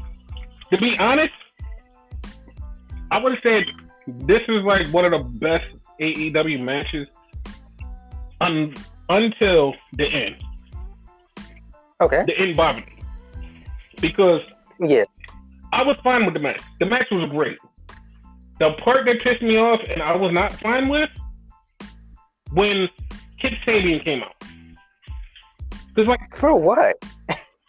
It was I know they're doing the ladder match thing, but why did he come out? Yeah, that's what I'm saying. For what? It was stupid. He didn't need to be there. And the thing was I know people gonna be like, well, he didn't even get in the match, dude. Dude, he set up a ladder and stood there. He crossed his legs and just stood there hey guys. And it's why are you here? And it's it did distract him. It distracts him, but it also distracts us. Yeah. And by us, I don't only mean you. I mean fans as a whole. It took away from that match.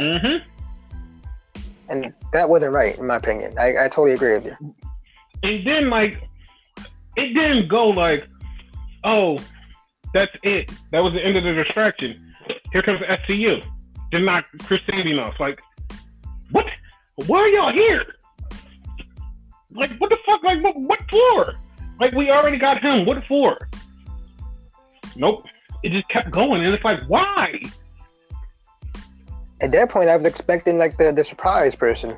Yo, I was so mad. I think I even said it out loud. Practice social distancing in this match.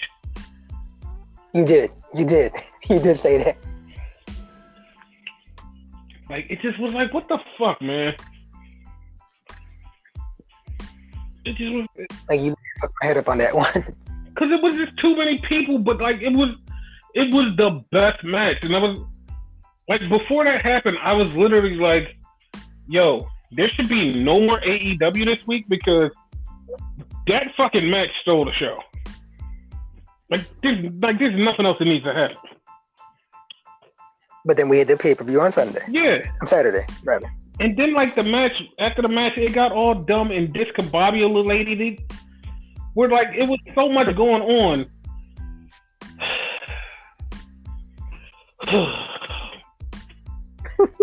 Do you remember? Yes, this is what I'm about to get into. Because I remember as we go. Right now, I don't remember. Dude. As you mentioned shit, I remember. Go ahead.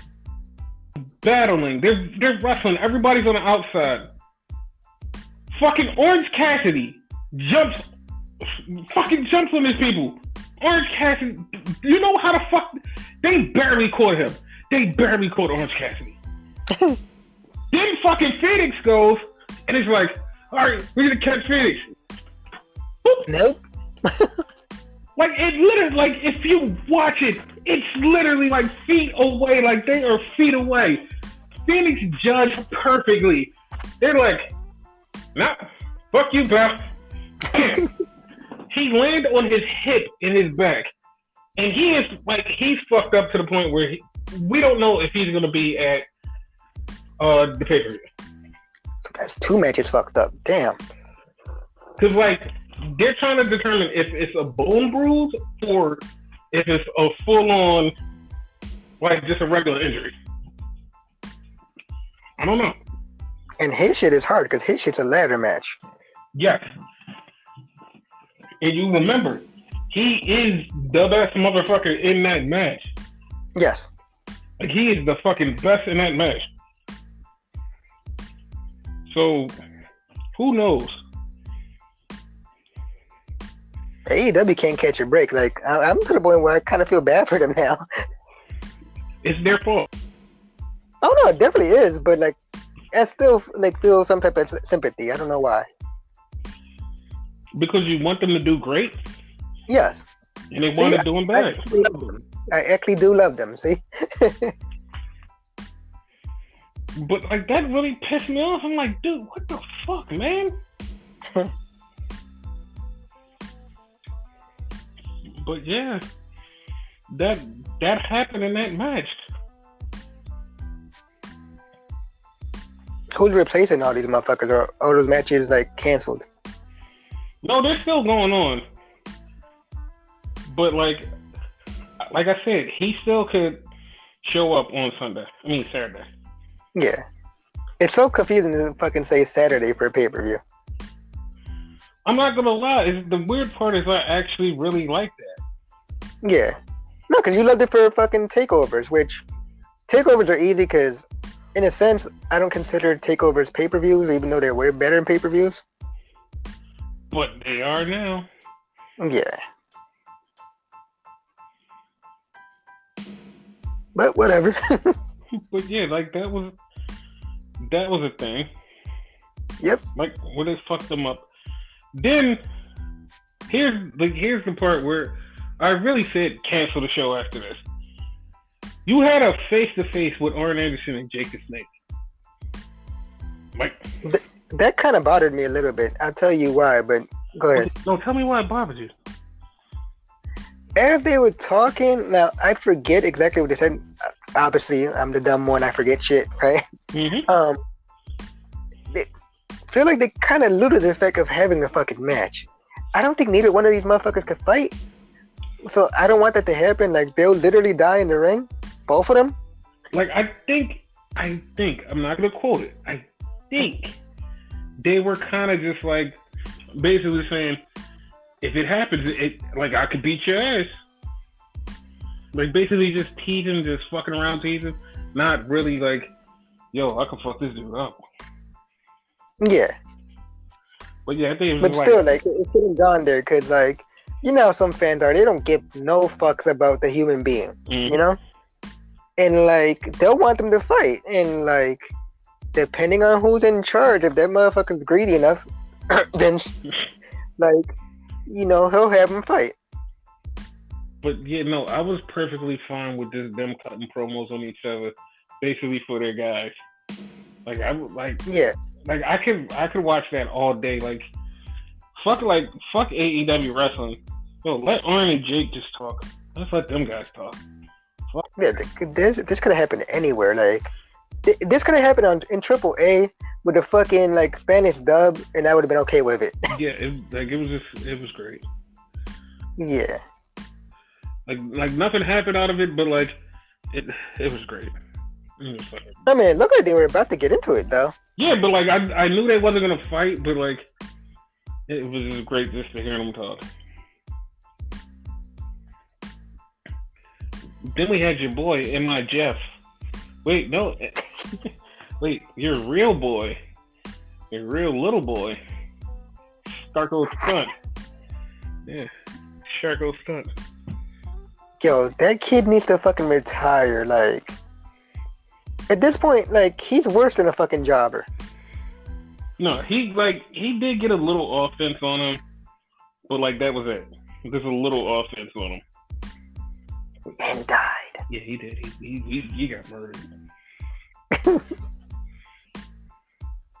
With no help by any of his boys. Like, they came way later. It was so funny because like I thought they were gonna show up. I'm like, yo, they're gonna show up and stop stuff, right? They're gonna show up and stop stuff. No, they didn't show up the way later. And it's like, what the fuck? Like, hold up. I have to wash my hands. Wash my hands. Social distancing. 5 minutes. It's not 5 minutes. It's 30 seconds. No. It's 5 minutes. I have to stay here for 5 minutes. That's the way I feel. That's how it was, for real. Like, that's how it was. It was like, what the fuck, man? Like, this shit was just so weird. And then, here's what pissed me off about that part. Okay. So, you know that Wardlow and fucking the Jurassicosaurus, they have beef. Yeah. Why the fuck when Luchasaurus got close to him, why the fuck did this nigga just get out the rings and go, hey, fuck this shit? Yo, like, y'all got beef, like, at least stay there, like, give him a grill down, like, fuck him, fuck this guy. The fuck? Social distancing. Fuck that. No, fuck that. Like, y'all have beef. Y'all have legit beef. Why the fuck? Like, you're supposed to be the toughest of tough guys. Like, last week, MJF had to pull him off of Luchasaurus. Like, he was in Luchasaurus' face, about to fight him. This week is, fuck Luchasaurus. I don't even want to touch him. He's got it. No, man. Like, no. Like, no. Like, why? Like, Wardlow's supposed to be a beast. Like, no. The fuck? Like, no. I think he's developing a little bit of that cowardly heel shit from fucking MJF, because that's more MJF style. Dude, but that's the problem. Like, this is a big, beefy motherfucker. Yeah. Should not be cowardly heel. He's a fucking heater. He's supposed to be the dude that's supposed to get heat on fucking MJF. Fuck that. No, fuck that, man.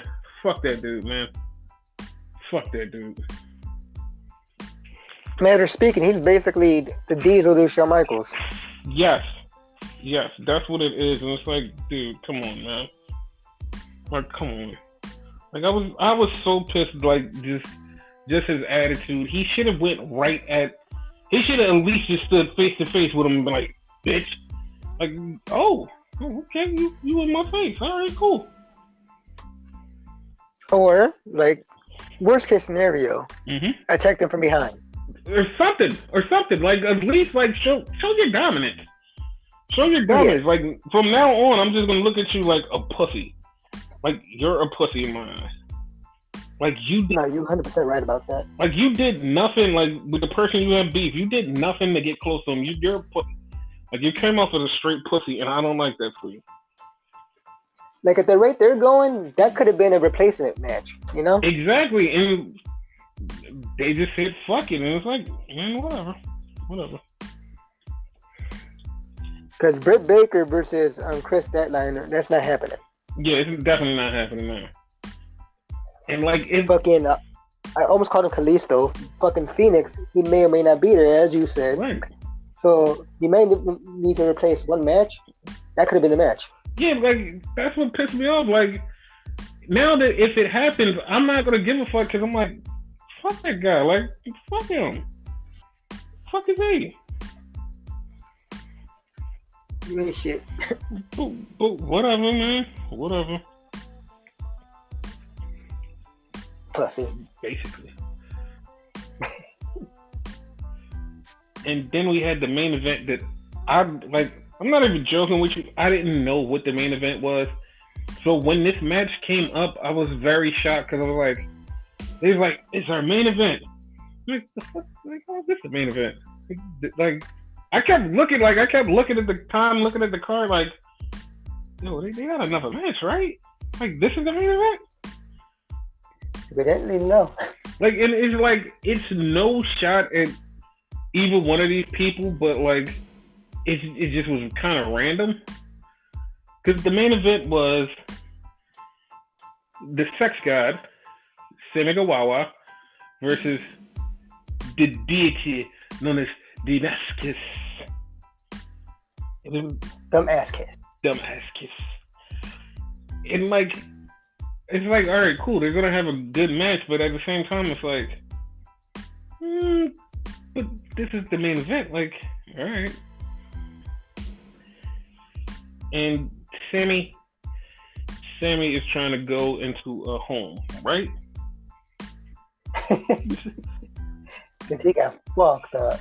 He takes the twist of fate better than anybody in the whole entire world. Sammy takes that twist of fate. He did, like, you told me this, that he went for the twist of fate once and he did the handstand out of it. Yeah. And like, that's shocking, but when he died. Him died. Yeah, he takes bumps like Dolph Ziggler. Like, and it's not good. Yeah. Not for his safety. Like, it's good to entertain us. It's not good for his safety. Yeah, but you see how long Dolph has been around. Dolph has been around for the beginning of time, and he's still here. Yeah, but he's still jobbing. You say that, and by the end of the year, he's going to be Universal Champion. One could hope. Yo, I'm going to pop if he does want to be Universal Champion, because it's going to be so fucking awesome. Yes. But yeah, back to the Semigawawa match. So, after he hits him with the twist of fate, like, the whole inner circle comes out and they start. Well, no, that's not exactly what happened. I fucked up. They show up on the video screen and they have Kenny. They're like, "You got your little bitch, boy." I don't think they said that. But I don't know. I just like that. Verbatim, that's pretty much what they said, though. And they had Kenny, and like, when they had Kenny, the first thing out of my mind was like, where the fuck did they find Kenny? He wasn't even here. But they found Kenny, and they just started beating him up with a bat at the goalpost at the stadium. So, like, all of a sudden, Matt Hardy just leaves Semigawawa and starts running, and you're like, okay, where are you running to? They're in a stadium. Where are you guys? I keep forgetting that Daly's place is right there at the stadium. So they ran to the stadium, and Matt's beating up the inner circle, but you have Santana Ortiz, Jake Hager, and Chris Jericho. And he's all by himself, just beating the shit out of him. And like, it's Matt Hardy and Kenny Omega. Then all of a sudden, from the place that they're at, from Jacksonville, Nick Jacksonville and Matt Jacksonville show up. Jacksonville. And this is where tragedy starts. So Matt jumps off of one of the guard railings into one of LAX. Well, when Matt jumped, he injured his rib. So, are you fucking serious? He injured his rib. So they don't know if it's a rib sprain or a broken rib. Because What the? Matt said he was like he was in real pain. He doesn't know if it was a broken rib or just like a pull. He's like, because he said like he finished the segment and it was over, and like after the segment he was like, yo, he was like, they said he was in so much pain, he was doubled over, and like they're gonna get some X-rays, but he was like, yo, he's like I'm just hurting right now. So he might have broke a rib. I don't know. What the fuck? Yeah. One thing about the Bucks, did you see that they were sporting their quarantine beards? Yes. Yeah, because like when they showed, like when I seen them with the quarantine beards, I'm like, wait, what? You guys can grow beards? The fuck? Like facial hair and shit. Like what the hell? Yeah, like I don't remember them ever having facial hair. It was fucked me up. I'm like, the fuck? You thought they were like young, like they're kids. Yes, or young like their name.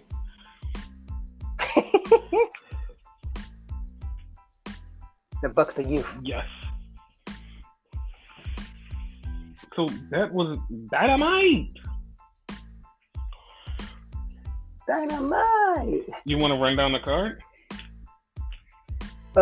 Sure, buddy. So, because of you, this is all because of you. You've done it. You've got Shawn Spears booked on a pay-per-view. Yeah. Okay. It's going to be Shawn Spears versus Dustin Rhodes. Like, yeah. How do you feel about that, buddy? I mean, at least both of them on the show, because Dustin Rhodes is good as shit, too. Yeah.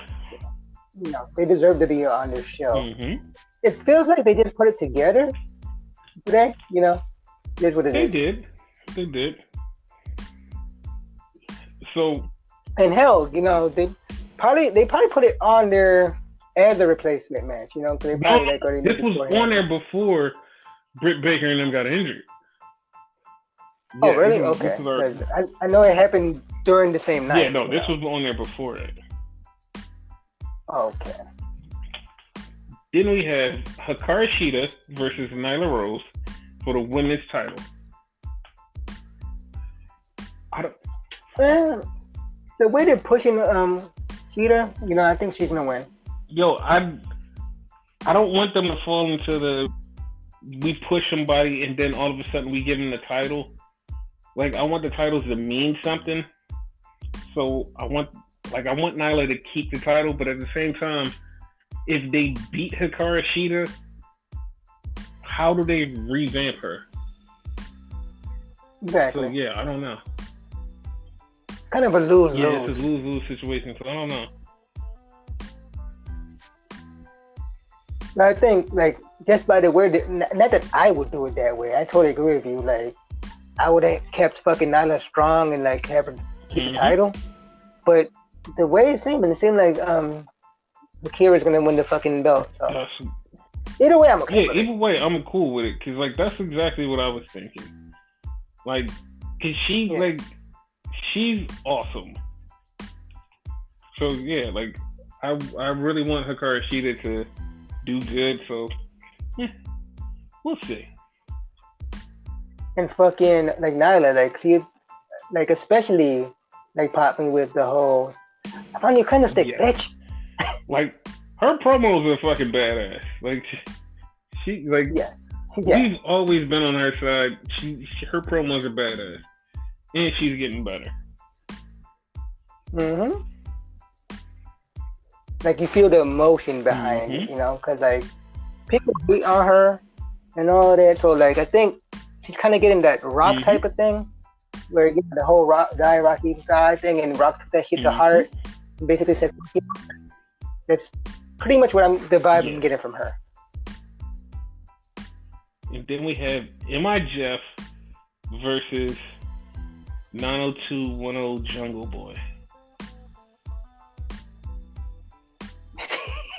Like I had to think about that for a second. Like what?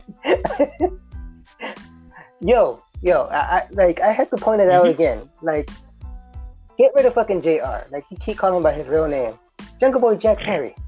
Jungle Boy Jack Perry. Like seriously, at this point, I don't think anybody gives a shit about like Luke Perry. Like, not hating on Luke Perry, but I don't think nobody really cares right You now. should have saw my face when you said that. But okay. No, I mean, like, he's not.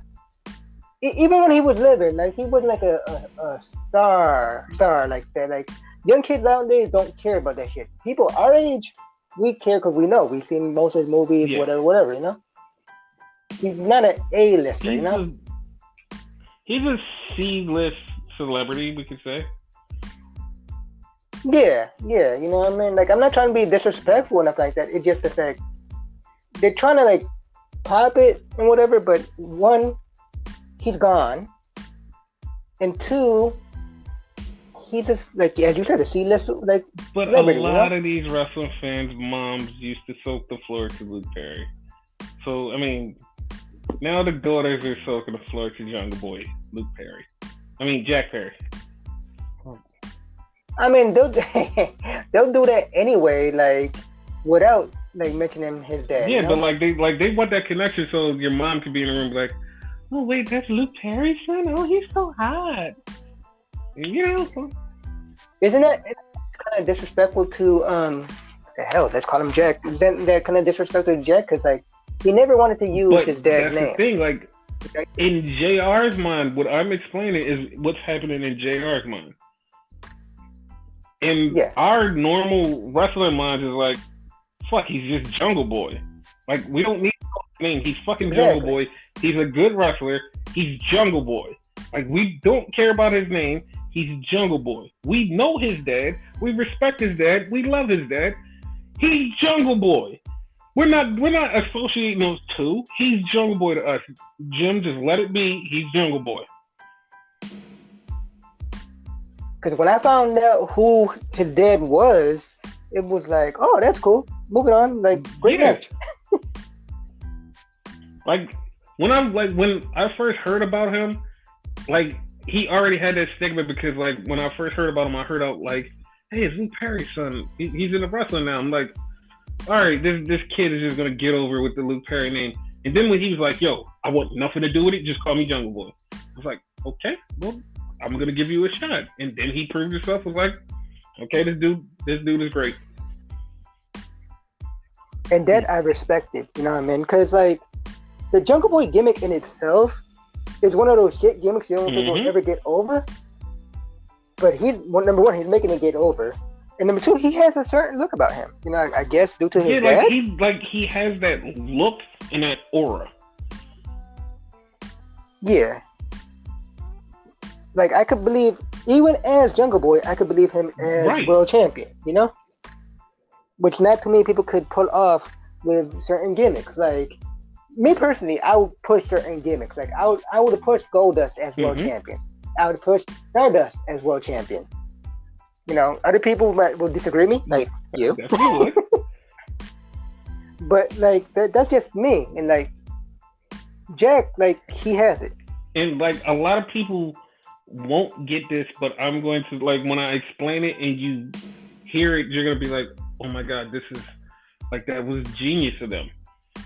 When they introduced the AEW World title, the first time you ever seen the title and Bret Hart brought it out, there was 4 people that was involved in that angle at that time.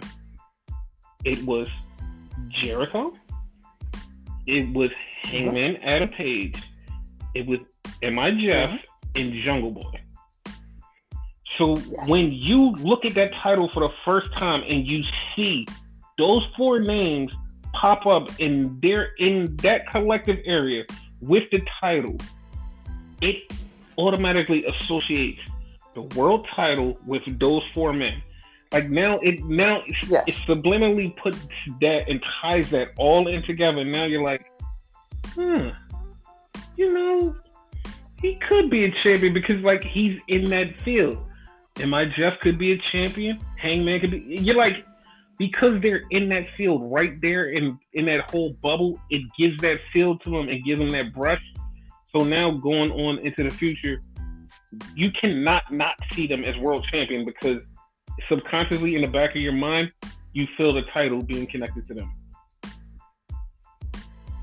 Which that's one of the great things about AEW because, like, kind of push people where they wouldn't normally get pushed. Because I don't think any of the three, except for Jericho that you mentioned, would get pushed into WWE as a world champion. Maybe Jungle Boy, but then they'll have the whole like him being Luke Perry's son. But Hangman Page would, because Hangman Page, from the moment he broke out and turned into something, everybody in every company, in like, especially like wrestlers in a certain circle, was like, it's something about Page. Like, he doesn't have it all right now, but it's something about him that he's a future world champion somewhere. And everybody can... Not to make people were going to get this reference, but he's kind of like a Dragon Ball Z Gohan. He has that hidden potential. And to me, like, the one thing he's lacking is a voice. He can't talk on a mic for shit. He's really bad at talking on the mic. Everything else he's got. Talking on the mic, he just ain't got it. It ain't it. Like, hence why they pretty much made him an alcoholic on the show. And like, it's funny because like, people will see him and be like, "Yo, I don't get that part." It's like, dude, let him talk. Like, he needs to talk. He needs to figure out his voice, and he needs to talk. You don't know until you try. He needs to figure out a way to try. Yeah. Because, like, they want him to be a champion, he needs to find out a way to talk. Yeah. And speaking of him, well, did we pick who's going to win between M.I. Jeff and Jungle Boy? No. And with that, I'm picking MJF. You almost made me say it your way. I'm picking Jungle Boy. Oh, okay. But yeah, now that I brought up Hangman Page, the Spring Stampede or the Stadium Stampede, they should have went with Spring Stampede. Like, that was right there. It was right there. But yeah, the Stadium Stampede, it's going to be the Elite, which is the Young Bucks, Hangman Adam Page, Kenny Omega, and Matt Hardy versus the Inner Circle Jerk. You actually said it. You said it. I'm doing this to myself, trying to clap. Yeah. So, who do you think is going to win out of those guys?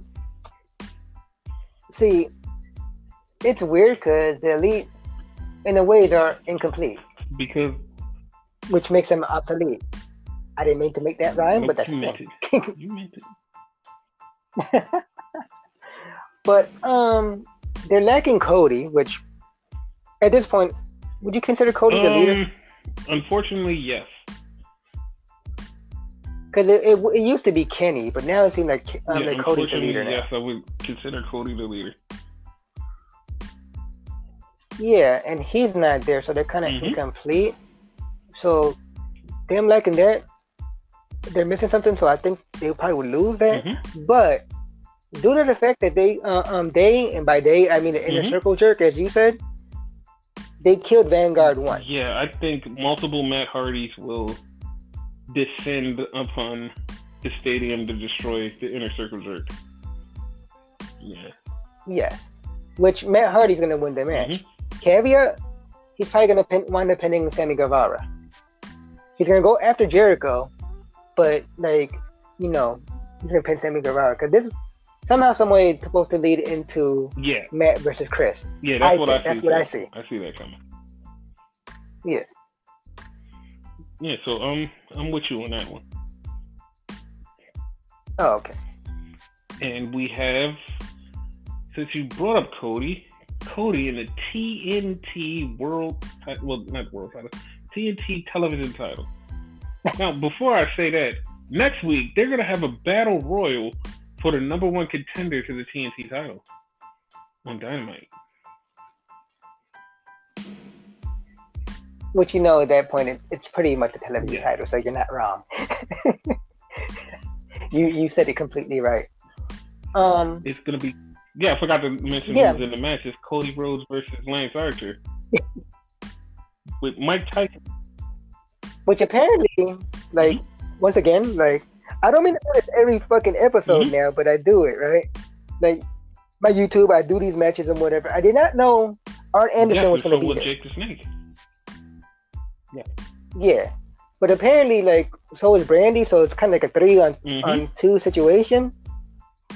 So, because of that, Cody could win. I'm, like, pulling for fucking Lance, and I'm going to go for Lance. But Cody, because it's, like, the advantage, and let's face it, he is the boss. Exactly why I'm going with Lance Archer. Because the whole thing is Jake the Snake wants Brandy again. He wants to touch Brandy again. Because he wants to touch Brandy, that's going to draw Cody's focus. Even with Arn there, it's going to draw Cody's focus. And Cody's going to lose focus of the match, and Lance Archer is going to win. Yeah. Okay. Yeah, that's what I'm hoping for. So I guess we agree on that one. But it's just like a small little thing there that Cody can win. I'm going with Lance Archer for the win. Because it's like you have Brandy out there, the person that Jake the Snake wants. Yeah, I'm going with that one. And then, like, I don't know if you caught it, right? They were kind of hinting at a beef between Lance Archer and Mike Tyson, which Mike Tyson is the one that's going to present the title. Why? Who the fuck knows? But I do know that Mike Tyson is knocking somebody out. Whoever it is, he's knocking somebody else. If somebody doesn't get knocked out, I want my money back. Because I know that's exactly what's happening. He's going to knock somebody out. Because the last time they did this with Mike Tyson, where like he was like, in that case, a special guest referee and whatever, he allegedly said he was with one person. Yep. But then he wound up being with the other person, that being DX and Stone Cold. Now, in this case, there's kind of alluding to the fact he's beefing with fucking Lance Archer. Yo, if he swerves Cody, I'm gonna crack the fuck up.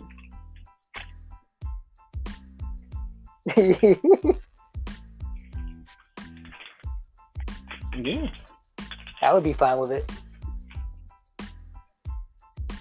And Tyson can still go though. Like that shit's fucking amazing. Like they're saying he's coming out of retirement. Is that a thing? Like I know there's off. He says he's back, but like it's like, all right, well, who are you gonna fight? But then you see the Holyfield video, and Holyfield is in fucking shape and still could go. And it's like, all right, fuck this. Like you two 50-year-old motherfuckers need to sit the fuck down because you're gonna kill somebody because you're gonna knock them the fuck out because you don't know your own strength now. And like they don't need to fight. They don't need to fight anybody. But they might wind up having another rematch, which I'm scared for them to have, but fuck it. Let them have it. Because somebody's going to die.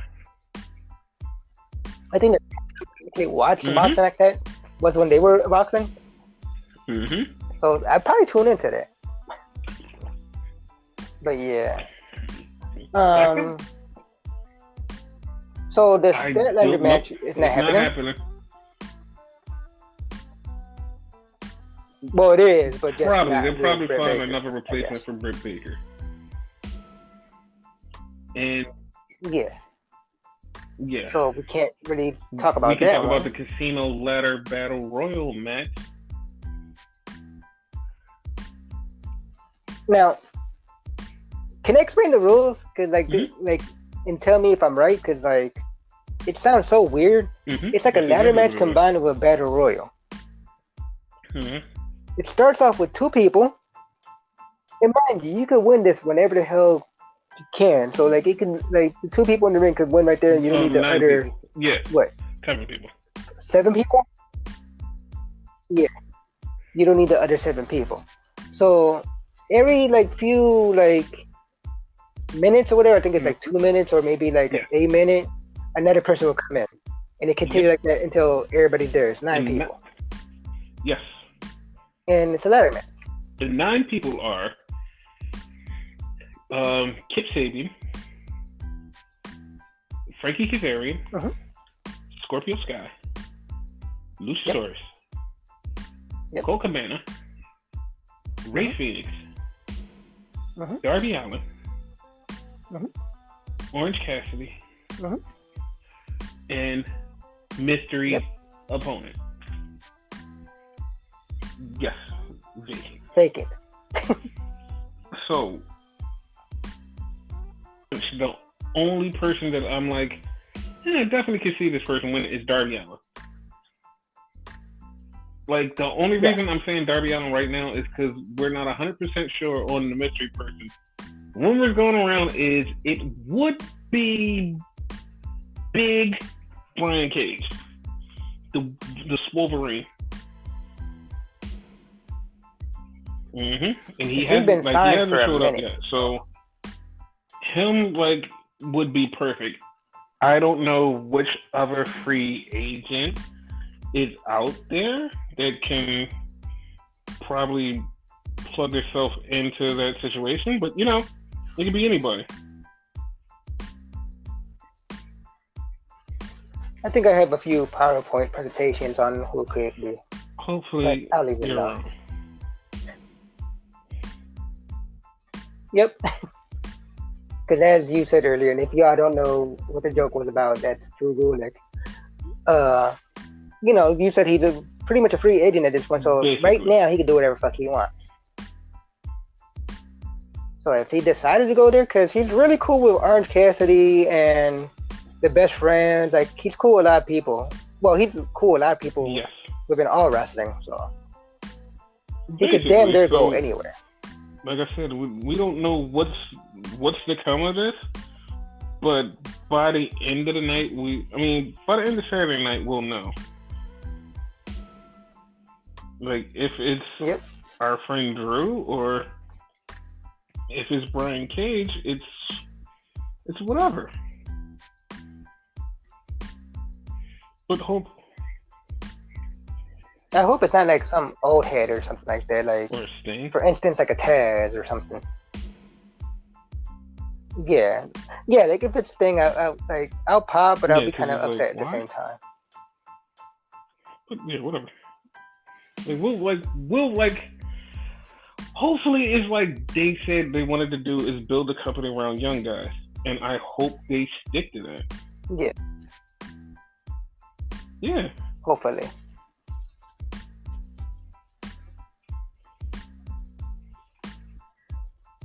But yeah, what's another match? Talked about Nyla. You know what? Like, even though they're in the other match, the tag team titles need to be defended. I mean, I would wait. Because you don't know when you can fear something. You know what I mean? Like, so I would wait because they are definitely free and clear to do whatever the fuck they want.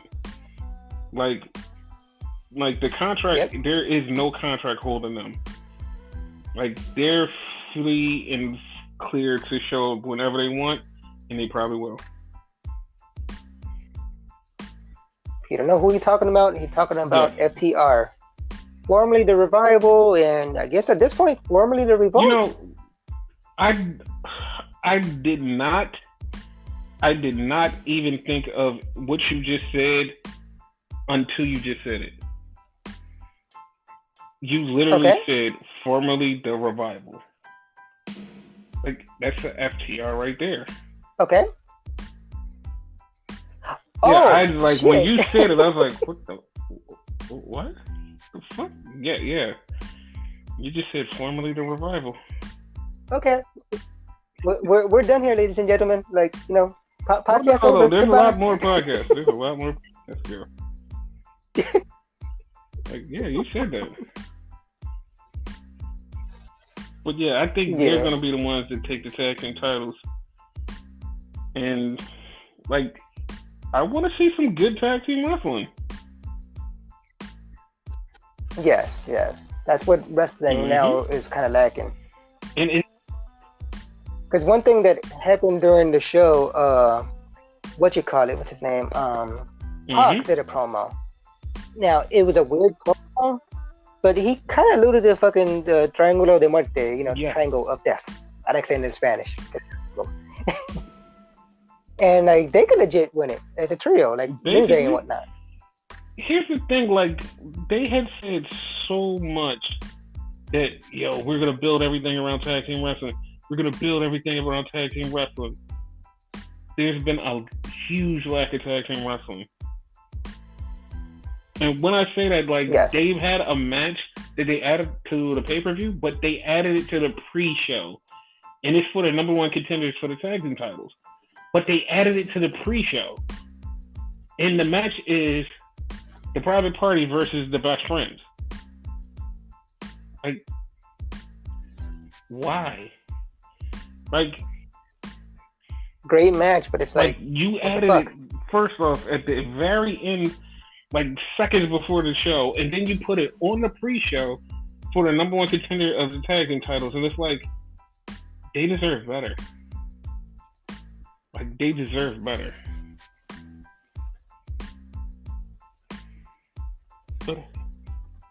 And the Bucks are the bosses too. You'd think they would like treat tag team more with respect. That's what they said. Like, we want to do this for tag team wrestling, and it's like, dude, y'all are not showing that this is what you want for tag team wrestling, because you were basically shitting on tag team wrestling. And that bothers me, because you guys said that you wanted this more than anybody. You wanted to prove everybody wrong that tag team wrestling can do this, tag team wrestling can do that. And it's like, but you're not showing everybody that you could.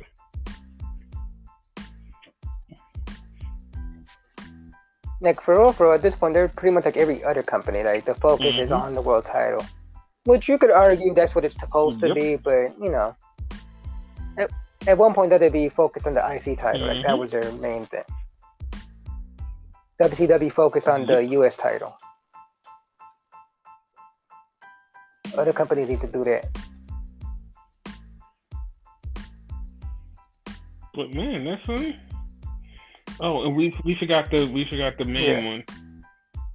We forgot the main one, which is the world title match: Mr. Brody Lee versus Jon Moxley.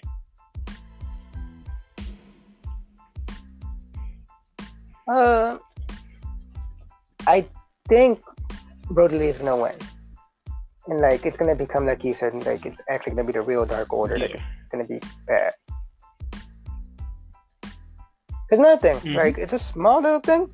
You ever look at Brody Lee's like logo? No, I didn't. That's not a business type of logo. Like it's kind of like what you call it, the Hydra logo, but it is an eye on it. Yeah, where like it's an octopus with a bunch of arms and whatnot, but with an eye in a circle. You're not a cult, huh? You're right, Mr. Brody Lee. Okay.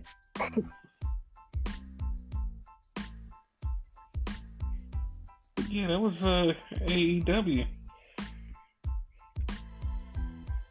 WWE. Wasn't it actually WWE at one point? Still is a WWE somewhere.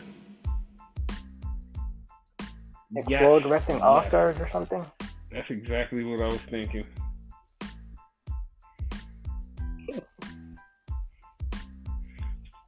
But yeah, so we did that. We totally skipped over a whole entire show. But yeah. Raw? Yeah. We're gonna get the Raw. We're gonna get the one. We just did it out of order this time. We're gonna get the Raw, and I'm gonna start with a very controversial topic, and I'm going to go and get a little chipper with this one. So Liv Morgan cut a promo, and she cut a promo about her mother never giving up, and people took it out of context. Like we've been saying on this podcast, this is the WWE version of Darby Allin and Cody Rhodes, with Liv Morgan and Charlotte. Somebody went super. Oh, wait a minute. I'm gonna send you something like while this is going on, and I need you to see this and understand what's going on. But this is important because like this is something we just kind of ran over like 5 seconds ago. But I'm gonna get back to this. So this Liv Morgan cuts a promo, and she's talking about her mother, and she's talking about this, that, and the third, and she's talking about how she doesn't quit. Well, somebody went on the internet, and they weren't trying to be funny. They were trying to be serious and create their own storylines and narratives. And they created a storyline where they said that Liv Morgan is Becky's daughter. Becky is Seth's daughter from the future, and she's back to save her mother. And it's like, what? That was a legit story. Yes, it was a legit story. And it's like, what the fuck? What the fuck?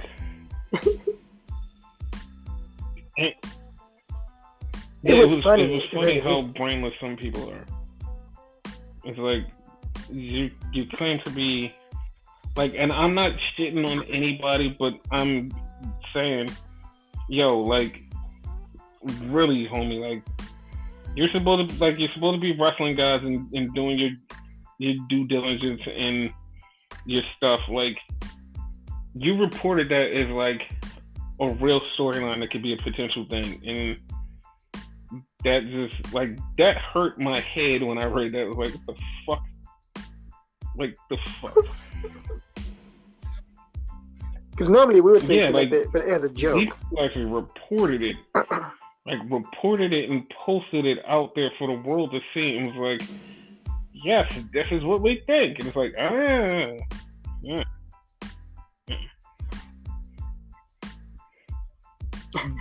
Did you get what I sent you? Yes, yes.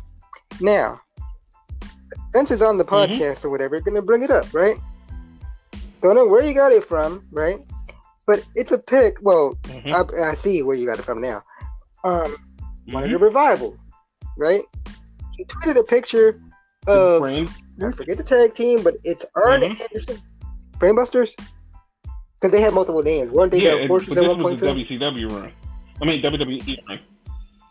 Oh, okay. So it was Arn Anderson and Larry Zbyszko. You look like Larry Zbyszko in the fucking picture. It was fucking blurry as shit. Can he hear you now? You know he's old.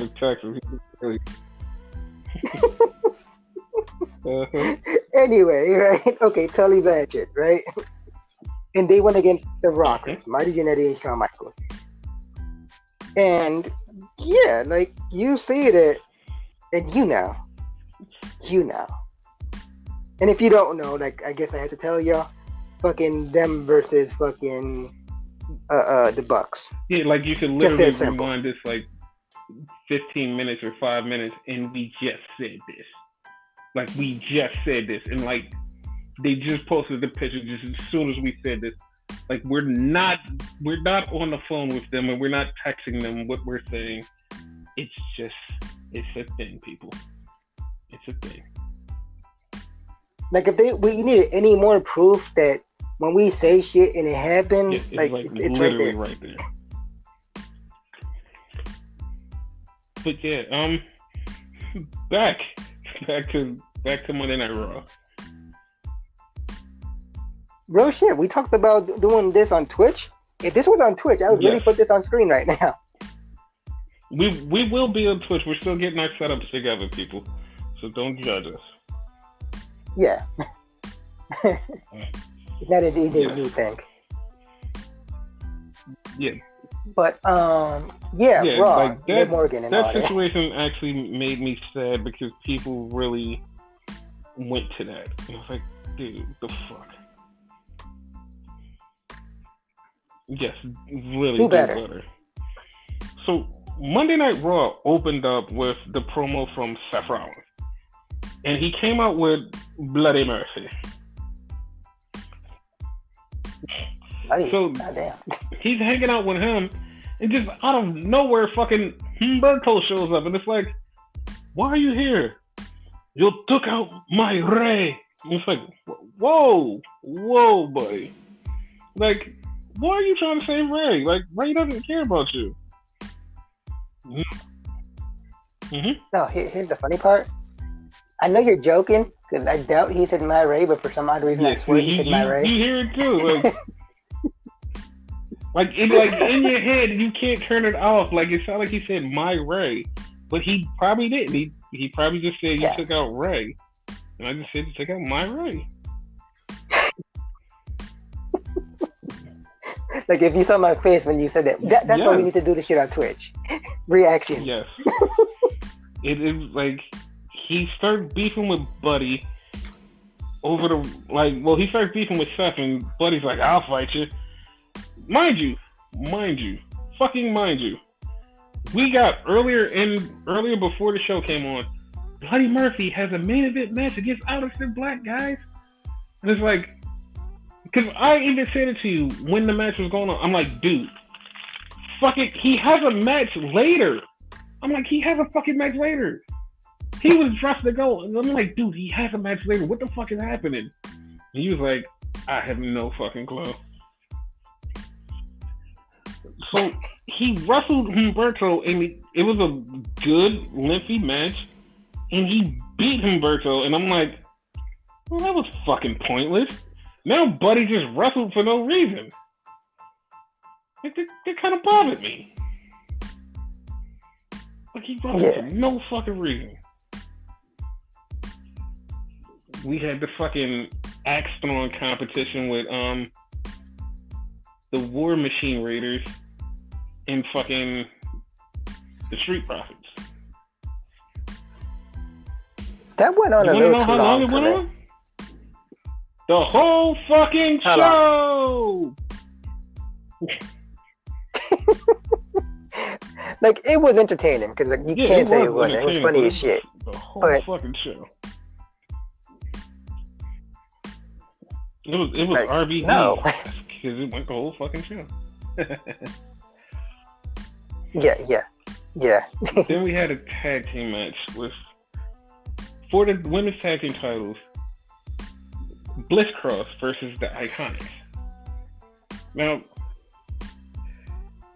this match frustrated me to no fucking living end. It frustrated me. Dude, they're fucking wrestling in the match. Peyton Royce is the fucking legal person. She grabs Alexa, throws her into the post 3 times. What does the ref do? You're disqualified. The fuck? That's almost like the same thing that happened last week with Seth. Like, they're taking like disqualifications like a little bit too far. Like, it's all Vince's thing. It bothered the fuck out of me. Like, the fuck, like, she's legal. All she did was run her into the post. Like, the fuck? Like, as soon as I seen it, I was disgusted. I'm like, the fuck? Why? Vince? Like, I don't know. He needs to stop making up rules in his head. He really does. No more rules, Vince. No more. Like, God damn it, if he touches him with his pinky, he's disqualified. But how are you supposed to, like, punish him on? No pinky. You said that, and now it's a no pinky rule. Thanks. You have made the no pinky rule.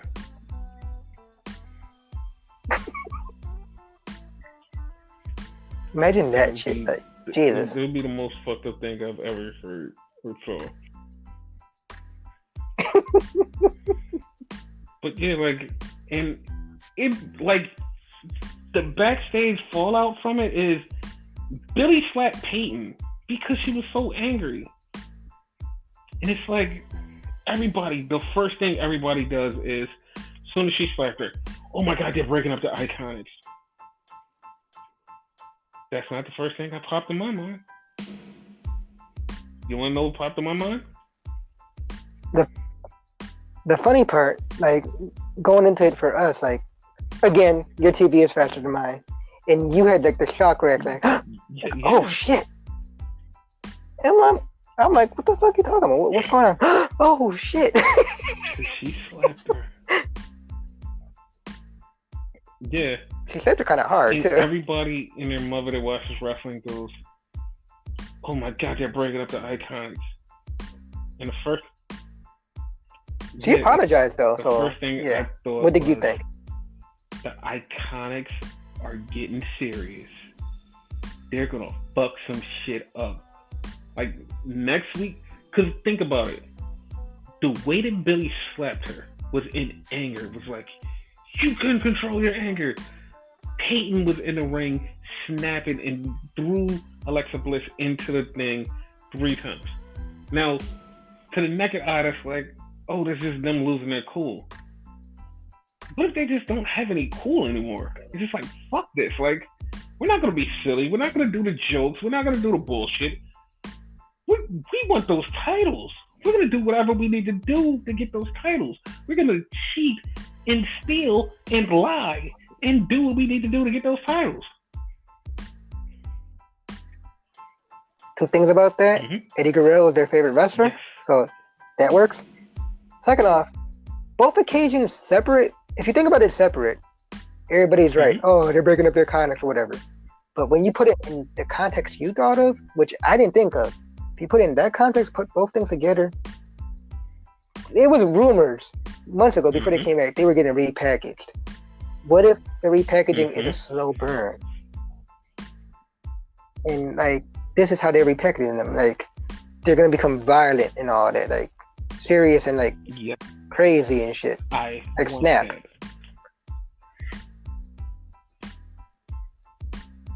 Because it's funny when they came back, like your first comment was like, Yeah, oh, so much for the repackaging. The same. Right? And it seemed like they're gonna do it anyway. Then we had one of the coolest segments, like, and like as soon as the segment started, it led to a bunch of speculation. Like, it was Asuka's championship celebration. So Asuka's there doing her, like, Kari comes out with the little harmonica recorder thing. Just it's like, oh, that's so cool. And she starts hyping up Asuka, and literally my whole timeline and DMs just all exploded. Yo, Kari's turning on Asuka. I'm looking at the phone, I'm like, you people are weird. Like, it's like, because it looked like, to the naked eye, it looked like that was going to happen. And I looked at the phone like, you people are weird. No, it's happening. She's going to turn on her. I was like, it ain't happening. And I remember asking you, was that a possibility like, too? It ain't happening. And then Asuka comes out, and Asuka's there, and Kari's happy for her. And before anybody can blink, have a second thought, or even go, it's happening, here comes Nia Jax. And it was so funny because everybody that collectively said, yo, is it happening? Just turned it to, oh my fucking goodness, what the fuck is happening? Like, Like, and I just said, Like I just said, and everybody was just so mad. Kari is gonna be a catalyst though to something, but like I'll mention it later as we go into the Asuka thing. And Kari got into a little beef, and I mean Nia and Asuka. That's what I meant to say. Nia and Asuka got into a beef, and Kari was like trying to separate Asuka, like, no, don't do this, don't fight her. She's too big for you. I swear she said that. I'm not lying. I swear she said she's too big for you. And so that segment's over. They cut to the Viking Raiders axe throwing thing, blah, blah, blah. Fuck it. So they cut back to the back. Kari's doing her little, playing on her flute. Just all normal. Nia walks up behind her. Nia, I don't want to be mean to her.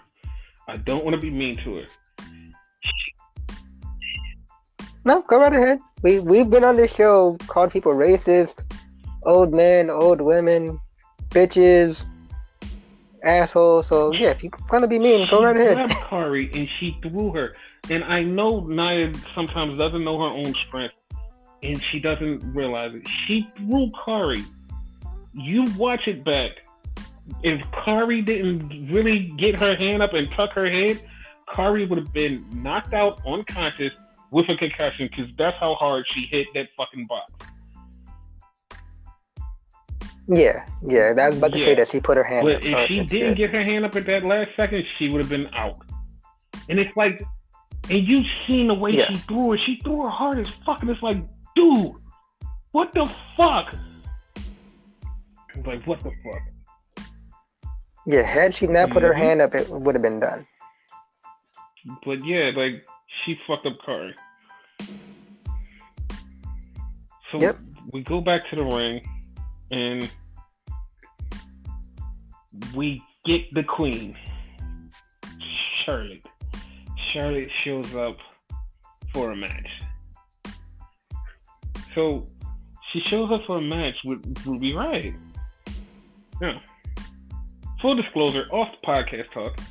So me and Renegade had a conversation about soap operas, aka novelas. Novelas, that's a conversation about how they have stories that look like singular stories, but the stories connect to everything else and they weave into a bigger story. And I start explaining, dude, like, that's why they hire wrestling writers, because they do stuff that connects stuff into other stories. Like, if this woman had a beef with this woman and then she goes off to fight somebody else, but the other woman has a beef with somebody else that was connected to this woman, and like, it all intersects. And Renegade stops and goes, dude, you just explained the whole Charlotte Liv Morgan thing with Ruby Riott. I was like, oh shit, I did. And what made it worse, it was after the fact, so it was like, oh, hey, that's happening now. So Ruby Riott and Charlotte had their fight. And if y'all don't know, Liv is connected to Ruby Riott because she's part of the Riott Squad. What was part? Like, they so beat that. This will also play into the bigger part of the Liv versus Charlotte feud that's going to be the big thing for Monday Night Raw. Yeah. Because this might reunite the Riott Squad, you know? Because there's rumors that fucking Sarah Logan might be coming back. So if that is the case, they might reunite the three. And then we had it was a cool promo, not cool promo. I don't know what it is. It was just a promo. But it was a promo setting up for the greatest wrestling match ever.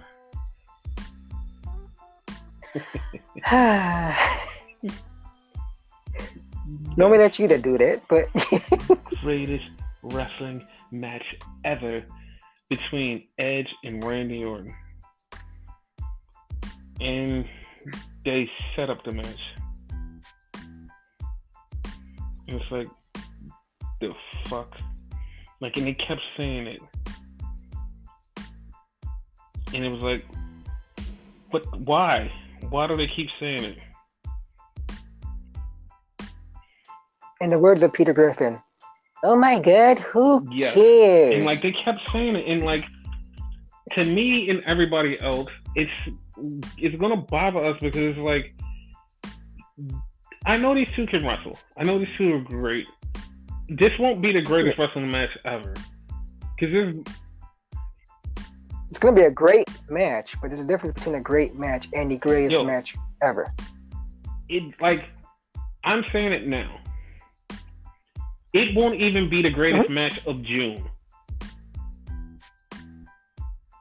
And that's a shame because WWE literally, even in the tagline on Instagram and everything. It's the greatest match ever. Stop saying it's the greatest match ever because you literally are just fake promoting. Like, you're bullshit promoting because no one believes it. And it's like, why? Why would they do that? It's like overhyping shit. You can't overhype shit. Like, I'm gonna give you an example right now. I'm hungry as shit right now. I ain't got no food. I got some M&Ms on me. How did that make sense? It will in a minute, right? So I have M&Ms on me. I just saw a commercial for these brand new fucking M&Ms, which are made from, like, they have brownie in it or whatever. And, like, I heard a lot of people talk about how great they were and whatever. I'm scared if I taste those and they're nasty. Yes. It's that type of thing. People are hyping that shit and it's gonna be nasty. Same with this match. It's gonna be a nasty fucking brownie. And if that match is fucking atrocious, I'm fucking like tweeting hashtag nasty fucking brownie. And all of you join in. Remember that. Yes. Nasty fucking brownie. And we had a backstage little thing with Zelina and her boys. Yeah. Before you go there, right? Because I think you skipped one, because this is one I wanted to talk about, right? I don't know if you were going to go there or you forgot. They would let an Oscar like backstage thing. I was going to go there after or you didn't go there? Match. There's a lot more show to go. Continue. No, continue, because I thought it's such a small thing, but like if you mention it's big. Go ahead. We were talking about the Zelina and her boys, and like they were backstage and they were arguing, and she calmed them down each one by one by one, and like she said in Spanish to calm down Angel Garza. She said in Spanish to calm down Andrade. When she looked at Austin Theory, she said it in English, but she said it very harshly. And he said, what did he say? Because he said something and directed at Andrade. Like, something to the effect of, like, I understand. And he looked right directly at Andrade. Like, something to that effect. I swear he said man. I don't know why I thought he said bitch.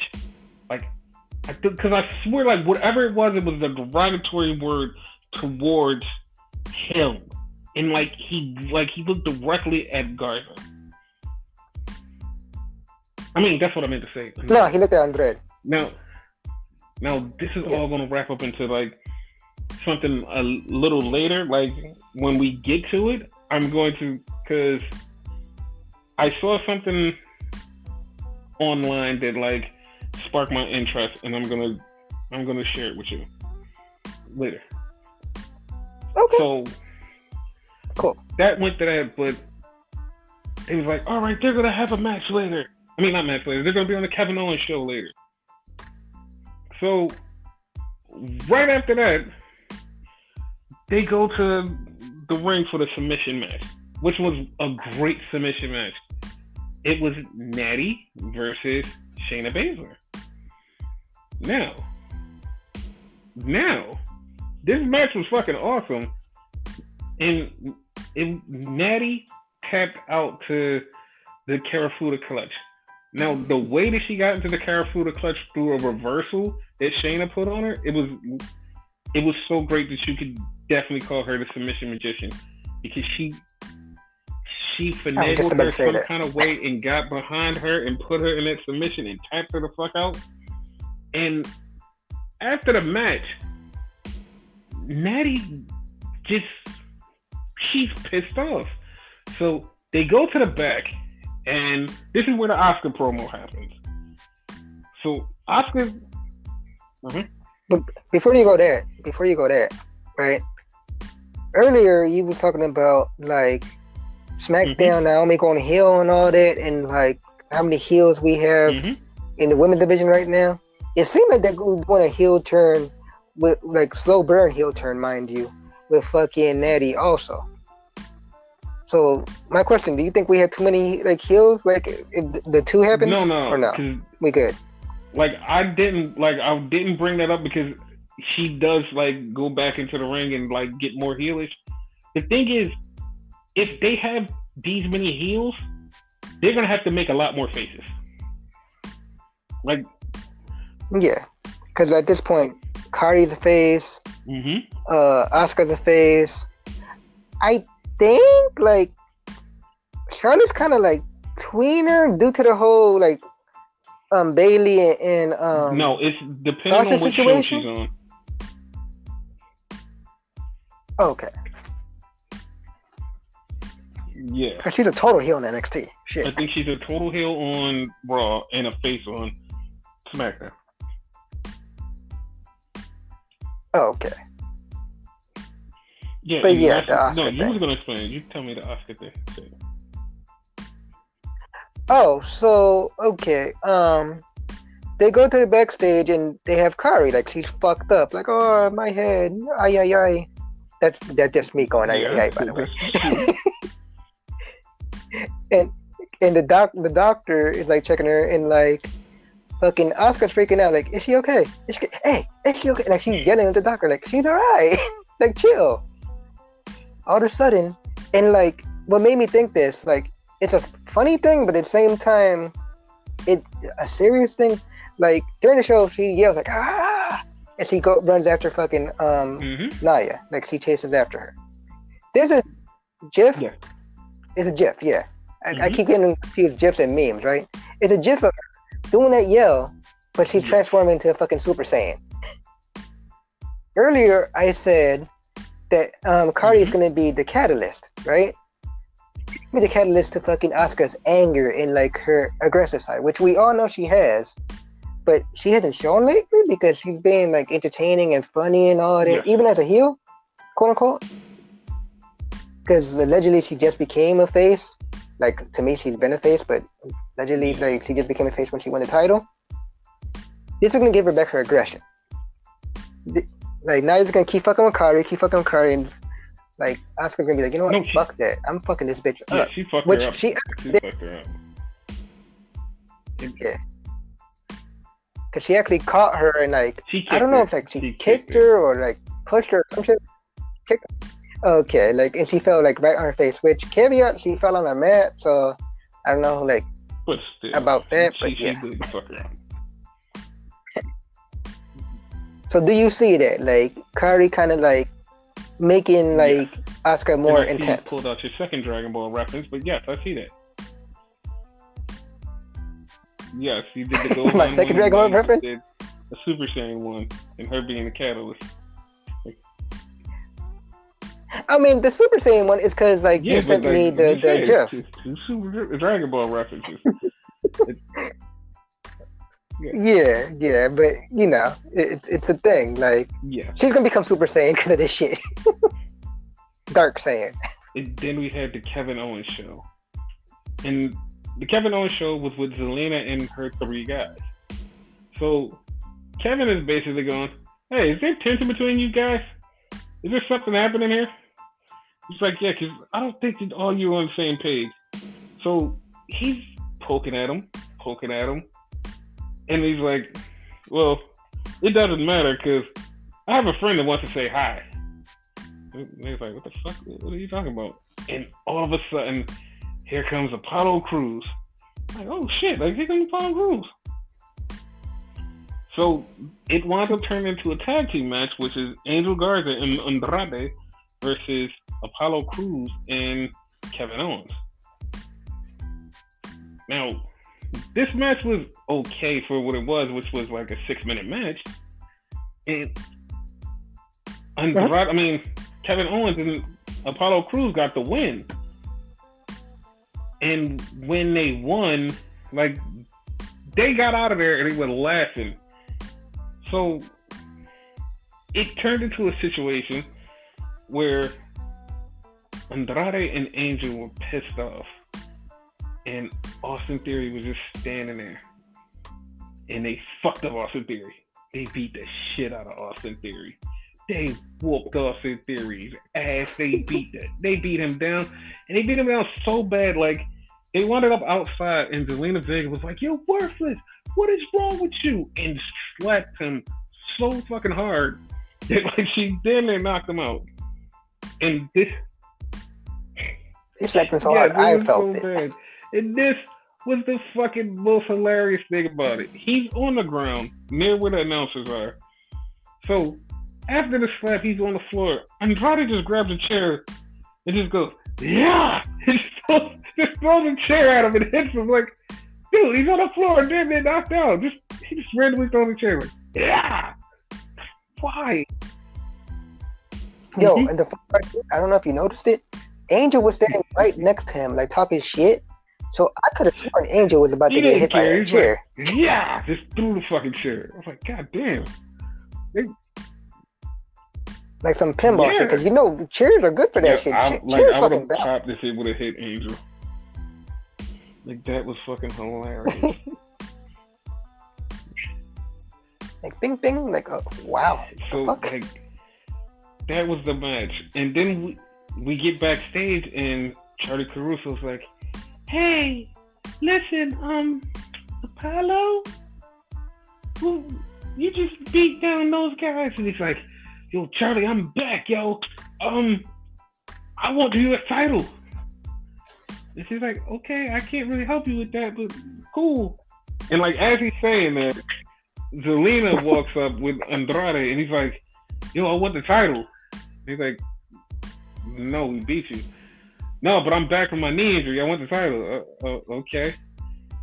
We'll give you a shot next week. Yay! Like that's literally how he left. He smiled and said, "Yay," and that was it. No, he didn't say yay. Yo, did he literally say yay? Like if you watch it, it looked like he just said yay. He's like, "Yay!" What the fuck? So then they go back to the ring, and it's time for fucking the match between Aleister Black and Bloody Murphy. So they get in there and they start whooping ass, and Seth Rollins is there, and like they're like showing stuff, and like I see blue pants on the ground, and I'm like, my face just changed. I'm like, dude, Austin Theory is gonna be the new disciple. And he was like, and the funny part, like, I didn't notice he was there the whole time. What? Like he pointed out, like, and he's like, "Oh shit!" He's like, "What happened?" Because that's the same exact thing that happened with Buddy Murphy. He got his ass beat and was sitting out there, and that's how Seth like drug him in. Ironically enough, it was against Aleister Black. And Austin Theory, like after Seth did some convincing, Seth convinced him to join the squad, and Seth just pointed, and Austin Theory went in there and beat the shit out of Aleister Black, and Buddy Murphy and Aleister Black, and Buddy Murphy and Austin Theory and Seth Rollins, like just beat Aleister Black up. And people are saying because the way that Seth Rollins was holding Austin Theory's head and looking at him, Buddy Murphy was looking from afar, and Buddy Murphy, they said, Buddy was jealous. He is. I don't think he was jealous. I think he was confused. Like I'm not joking. Like I think it was like one of those legit. What the fuck just happened? Because like he didn't know anything about this Austin Theory thing. He just was looking like, dude, like he just helped me, but I have no idea why he helped me, and is he with us or what's going on? And he's looking like, I don't know what's happening. Now. Yeah. Oh yeah, at the time, yeah, but like later on that day, he actually like posted on Instagram. He like the first one is better than the second one. Like one is better than two. Like alluding that he's better than fucking like Austin. Well, so, I have an Austin you can't theory. Fuck with me. Yes, I have an Austin theory that Seth Rollins is going to win the U.S. title, and Theory and Bloody Murphy are going to win the tag team titles. And that's how they're going to be the Church of the New God. Yeah, The Church of I'm New calling Gods. it right now. That's what's gonna happen. So it was a match that I totally glossed over because I totally forgot the match happened. But like it plays into the next match, and that's why I totally forgot this match happened. Because Okay. I totally hated the next match just because of who was in it. So this match was R-Truth versus Bobby Lashley for no reason with MVP in tow. So MVP basically kept telling Bobby, yo, you haven't had a title match in 13 years. You need to get you one. You need to get one now. Come on, player. You need to get one. So Bobby beat up R-Truth in like a total squash match. He goes to the back. So the main event happens, which is Bartender Cabron versus Drew McIntyre, the world champ. Mm-hmm. Wait. It is SmackDown's Bartender Cabron. Remember, that was on the fucking like yeah, name that's fucking thing. up because I was like, why the fuck does it say SmackDown's?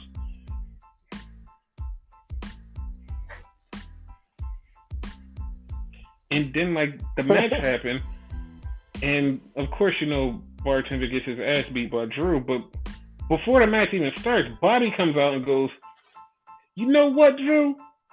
Bobby Lashley's gonna take your title from you." And that's all I can say about that.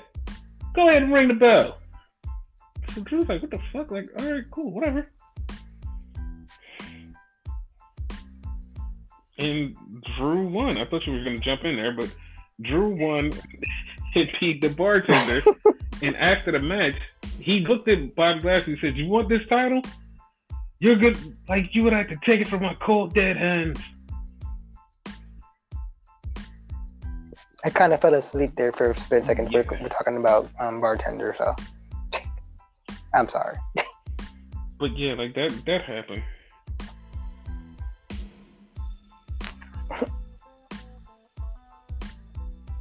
And yeah, now that match is set up for, I almost said Payback, which I actually said that to you, like, personally, Payback. I keep saying that it's going to wind up being a fucking pay-per-view. Backlash. Yes, it's going to be for Backlash. Yeah. It fucked you up for a second too. You thought I was wrong, right? So yeah, Backlash is back.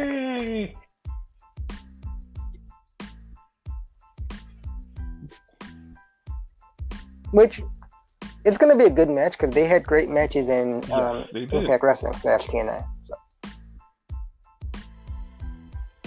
But yeah, like I really hope that they have like a good match.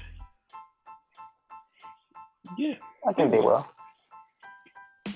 But yeah, that was Monday Night Raw.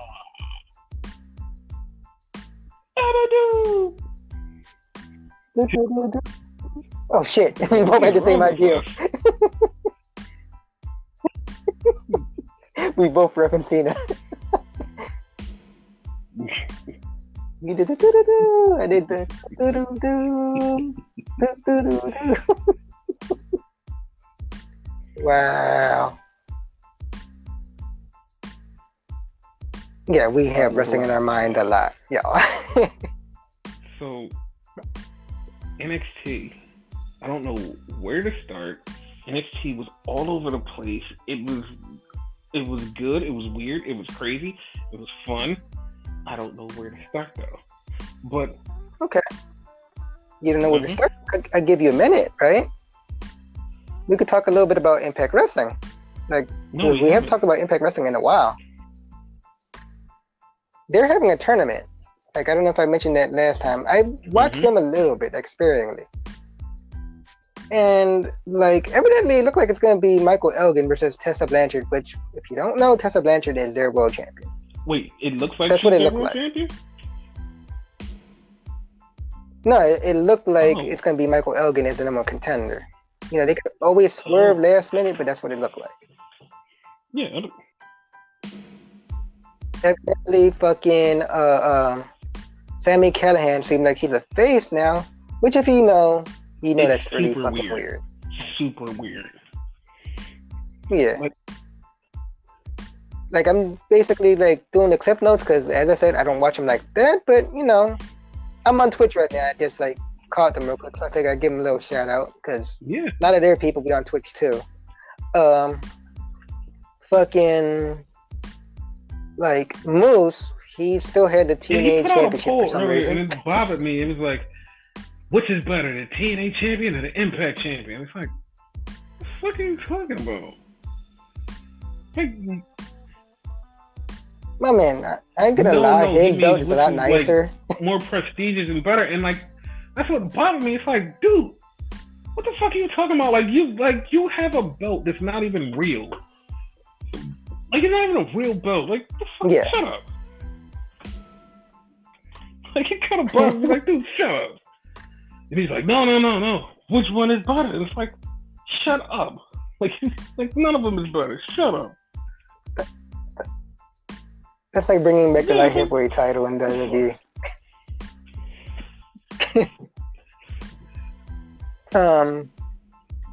This other thing, like apparently they're hinting at a romance between Johnny, the guy that be with fucking Taya Valkyrie. Yes, Johnny something, Johnny Bravo, I want to say. Yeah. Which, by the way, they have like a little stuffed dog named Mr. Mundo. Yeah. But apparently, like, they're hinting at a romance between Rosemary and him. It's kind of weird, but yeah, it's a thing.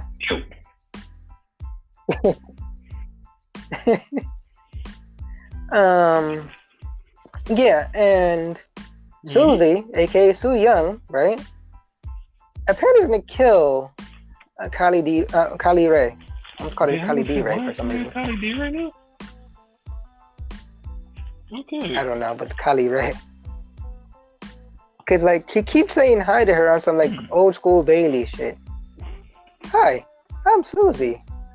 Hi, I'm Kylie. Again. Cause they already said hi to each other already. In like fucking Kylie's like, Susie's like, I liked your match, Kylie, again. Thank you, but my last name is not again. She literally said that. Oh, what is your last name? Ray. Your last name's Ray? Like the sunshine.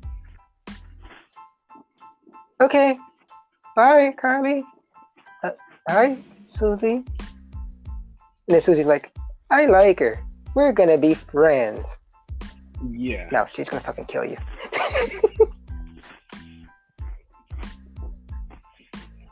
Then, like, I'm surprised he came back.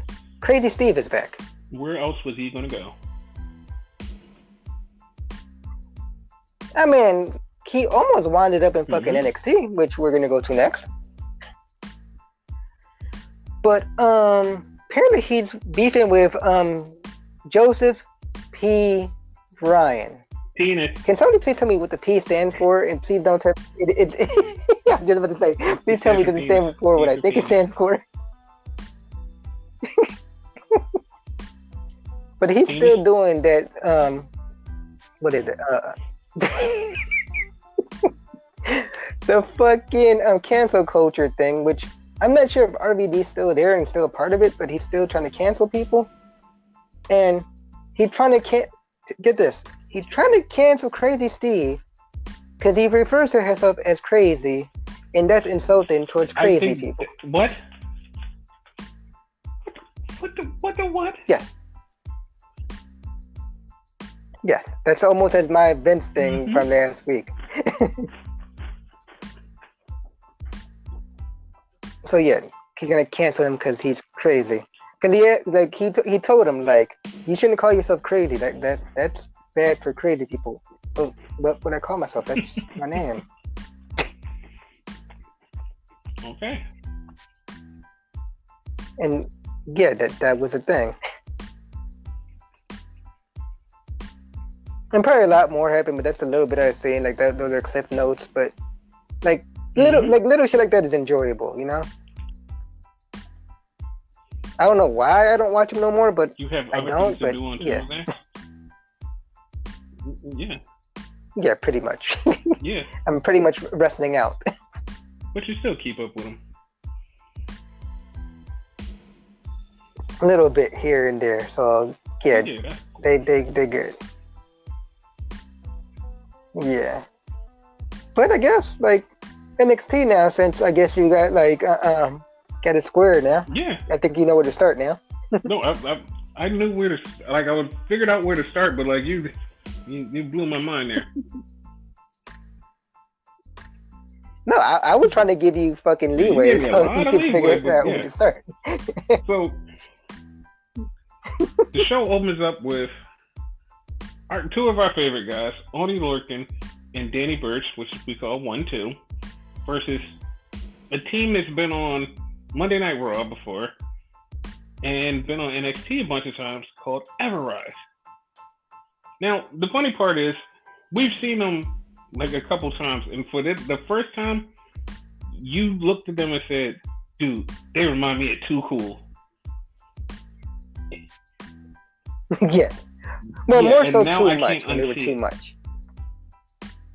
Now I can't unsee it. I like every time I look at them, I see Scotty 2 Hotty and Brian Christopher. Like I can't unsee it now. It went to the point where you fucking tweeted it. Thanks. But 1-2 decided to beat the living crap out of those people, and they won. They fucking won. They beat them so bad they made them go into 1 the and 3 2. too. Haha. Wow. But yeah, like that was the beginning. Then we had a promo from Timothy Thatcher. Timothy Thatcher was like, yo. He's like, now this is gonna be controversial to a lot of our listeners, because last week I said Timothy Thatcher won, which he actually lost. I don't think you actually said he won. I think you got it right. I think you told me that Timothy after Thatcher that. lost to Matt Riddle, and then he made Matt Riddle tap out. That's what happened. So Timothy Thatcher was pissed. He was pissed. He's like, you know I can beat you. He's like, you just got me with that fluke win. Like next time I'm gonna knock your head up. And basically just like challenged him to a match. So that was that.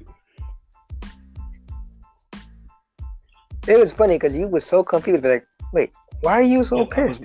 You won. You won. And like me with my bad memory, they literally just showed it like a minute earlier. I'm like, dude, they just literally showed him getting pinned. But I just saw him get tapped. Yeah, that was after the fact. And yep. Fun times. And that happened. Then we had the resurgence of Karrion Kross. I was expecting you to do your fall prey thing, but yes, Karrion Kross and Scarlett came down to the ring. Scarlett a lot more sexy that night for some reason. I said tonight. The fuck that night. She did, but I'm not agreeing to that, and I'm not saying anything. So, Mr. Kross, it was not me to say any of those words. That was him. Oh no! I mean that with all due respect. Like she's a beautiful woman. Like I'm not even scared of him like that because like she looked at evil shit that night, and like she could fuck around and rip my fucking heart out. So I might be more scared of her than I am of him. Well, he came to the ring and he took on Unruly Games, and he totally destroyed him. Like he took Unruly apart, and then after. Oh my god! I just realized what the fuck you just said. Like I'm done thinking. I'm like, I don't think that was his name. All right. If you don't know, follow Unruly on Twitch. I don't know about you, but one of my favorite Twitch streamers. That doesn't happen to be a wrestler actually, but this guy, like, he has a double ganger. Like that's all I'm gonna say. He has a double ganger. Like him. I swear it's him, but we're just gonna call him Unruly Games.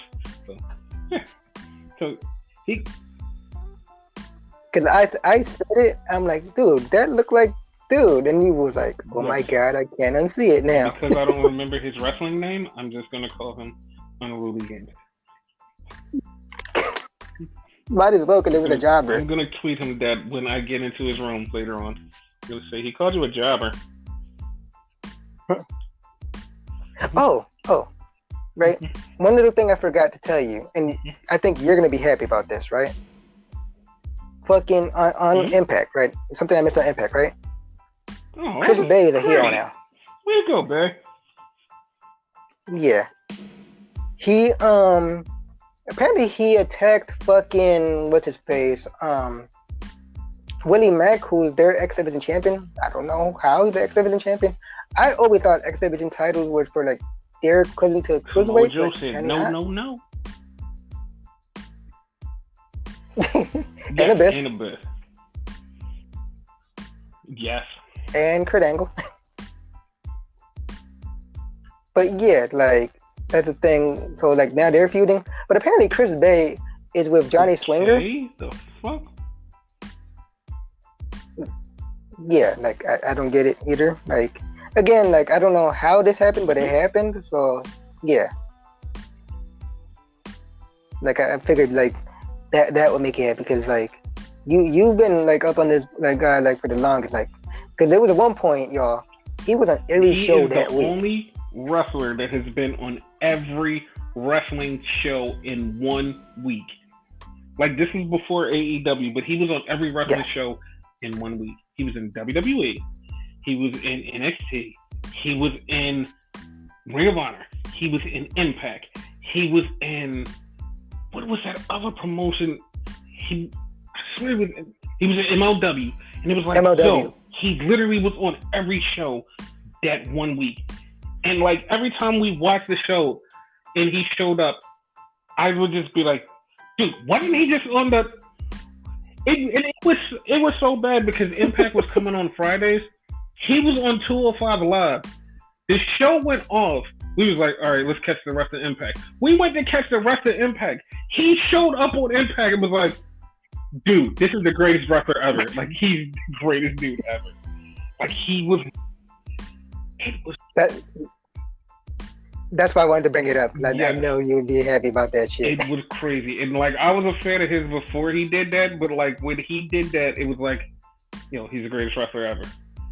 And then at the end of the week, he's like, so, did you guys see me anywhere? Like, dude, you were everywhere. Like, how could we not see you?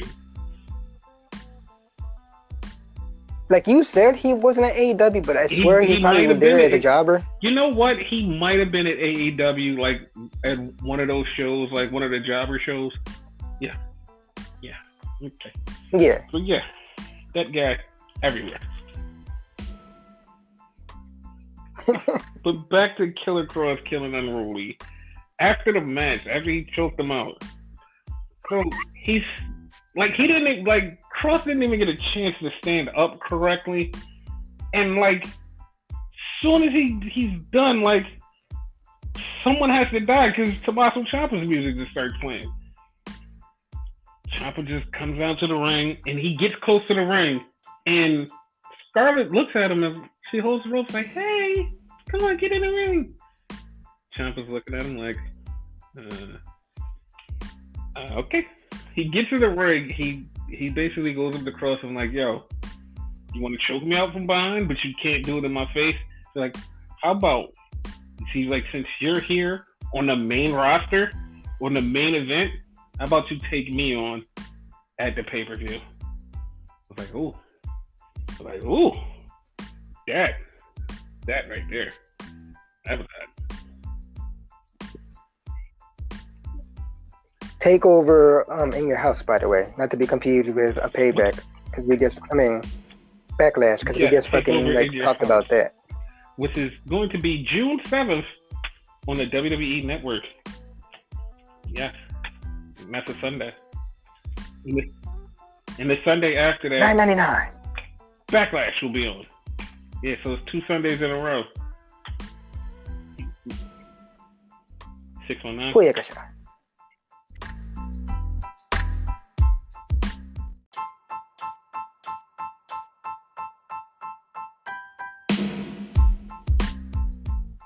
So then we had a promo that made you actually really happy. So there was a promo for Miss Shotzi Blackheart. Oh yeah. Oh yeah. And she's talking about how her dad was a military dude and how she's been raised in a military environment, and she loves tanks, and how she's gonna crush the NXT women's division. I was like, yo. That's actually a cool ass promo. She's like into rock and like punk rock and all that. Mm-hmm. Like I loved it. I fucking loved it. Like, how did you feel about it? Oh, I'm in love. I'm in love. Like, for those of you that know me, that listen to this podcast, y'all know I'm like a self-professed rock star. I ain't shit in real life, but like I act like a fucking rock star and whatever. I'm rocking green hair, purple hair for the most part. You know what I mean? Like, I could fucking like hang with like Shotzi. Like, I'm the type of person, I'm out the norm. I don't like to be normal. Right. And she seems like the same way. Like, that made me happy. Vic will tell you, I'm a fucking weirdo. Yes. I mean, in a good way weird, but yes, he is a weirdo. But yeah, like, it was good. Kind of weirded me out that she had a tank. Like, do you think that was hers, or that was just like a NXT? I think it was a WWE rental. Okay. Yeah. If that lady owns a fucking tank, like, shit. You'll be more in love? And scared, which, for the most part, if you notice about me, that goes hand in hand. Yes, he gets scared aroused very easily. If you make me fear for my life, I get aroused. So, yeah. Yes, very scared aroused. Scared aroused. That's a new word, y'all. He coined the phrase. Put on a t-shirt. Yay! But yeah, like, it was a good promo. Like, it's kind of one of those promos where you get to know the person. Mm-hmm. I think it might have been similar to what NWA is doing. Is it NWA? No, MLW rather. Mm-hmm. Anthology. Kind of sort of like that, at least to me. Yes. Yeah. Hopefully they keep doing it with other people.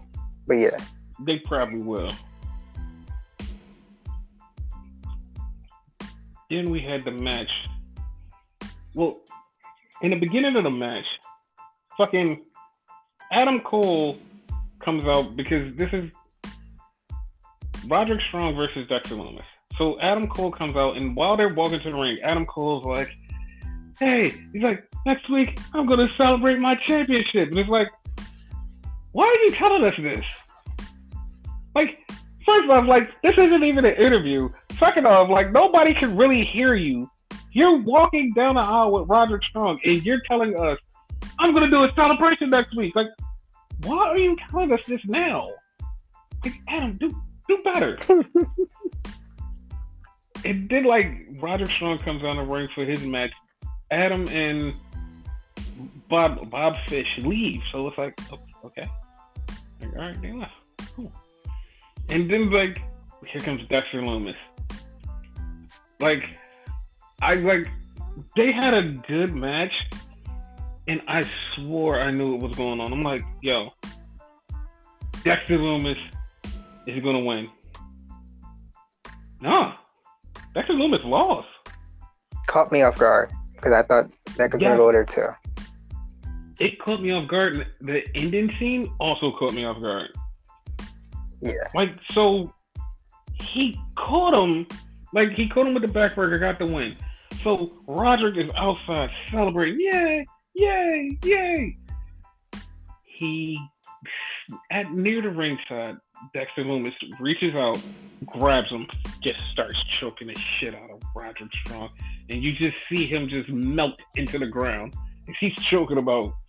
So, as he's choking about, like, Adam Cole and fucking Bobby Fish, like, no. They just start running out of the ring and trying to help. And so they start trying to help. And then here comes Velveteen Dream out of some goddamn weird for no fucking reason. Like he just like emerged. The weird thing about the Loomis thing, which you can't really describe, it's one of those things you have to see. The way he crawled to him to choke him out. Yes, and it was like just so like I couldn't predict this a year ago. This was like, what the fuck, man? It was a great match. Yes, it was. And if you know where Loomis came from, it's like, okay, like, I know you were cool, but I didn't know you were going to be this big of a star. Yes. Because he's one of those, like, Impact, fucking, like, exports and whatever. Like, we got him from Impact. Yes. Similar gimmick, like, not really, but yeah. Yeah. Because he kind of was, like, a psycho over there, too. He was. But yeah, like, that dude is just fucking awesome. Yeah.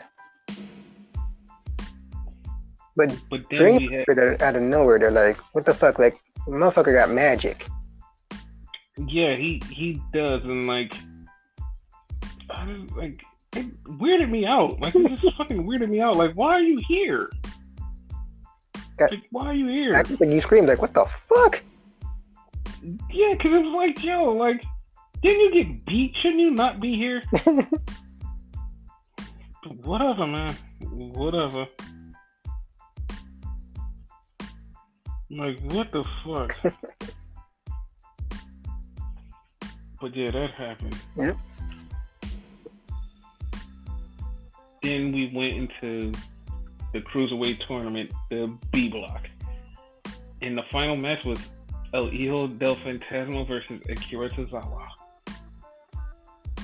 It was a really good match. It was. Yeah. The funny part was like the aftermath of it, though. Yes. Like, but Akira Tozawa got beat by El Hijo Fantasma. And, like, he won the match. Yeah. So now he's moving on to the finals. Mm-hmm. Well, sort of, no? Oh, no, he is at the finals. Yeah. He's in the finals. Yeah.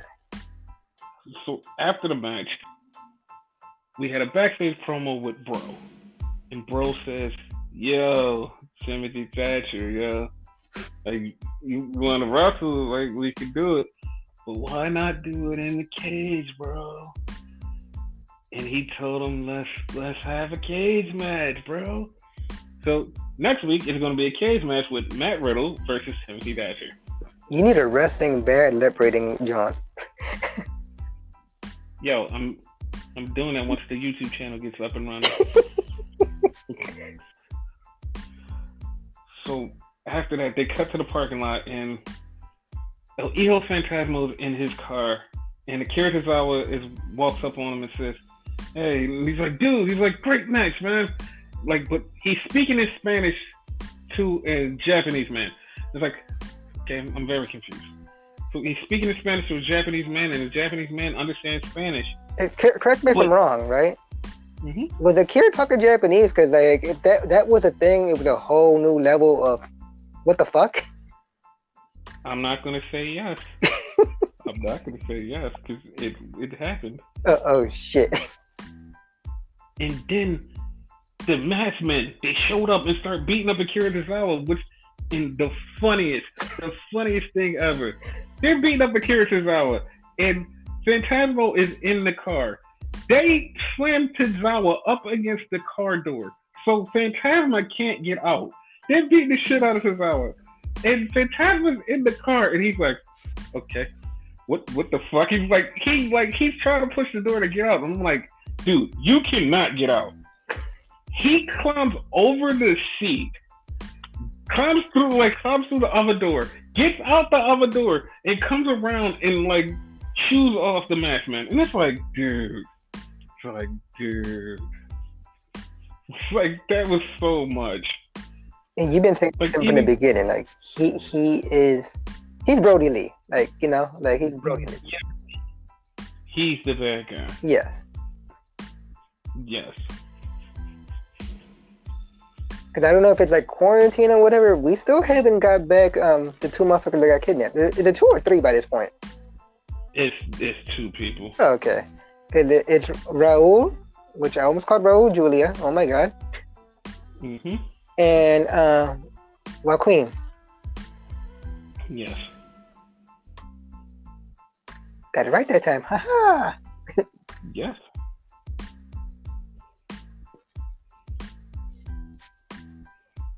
But yeah, like that shit was fucking hilarious for no fucking reason. Yep. Hopefully you're right in like fucking Phantasma as the leader. Yep. He is. So that happened. But like that was the funniest thing that happened all night. Yeah. Then we had Mia Yim versus Santana Garrett. I forgot who she was for a second. But she fought Santana Garrett. So I don't know how, but Santana Garrett was a heel. Yeah, you seen it after the fact, right? Yes, and she had on black, and it's like, how are you a heel? Like, you're Santana Garrett. Because I told you that night, and you was like, nuh-uh. And then, like, I guess you went back and watched it. Yeah, I did, and like, the fuck? Like, it wasn't, like, blatant, but, like, if you paid attention, like, she, like, threw in some shots and whatever, like, it was weird. Mm-hmm. It was so weird. I was okay with it, though, but, yeah. Me too. Hopefully, like, she'll get some type of push eventually. Maybe this will help her, because, I don't know, like, I feel like she's been jobbing lately in WWE. Like, she hasn't really been doing anything in WWE. And she's good. Mm-hmm. Yeah.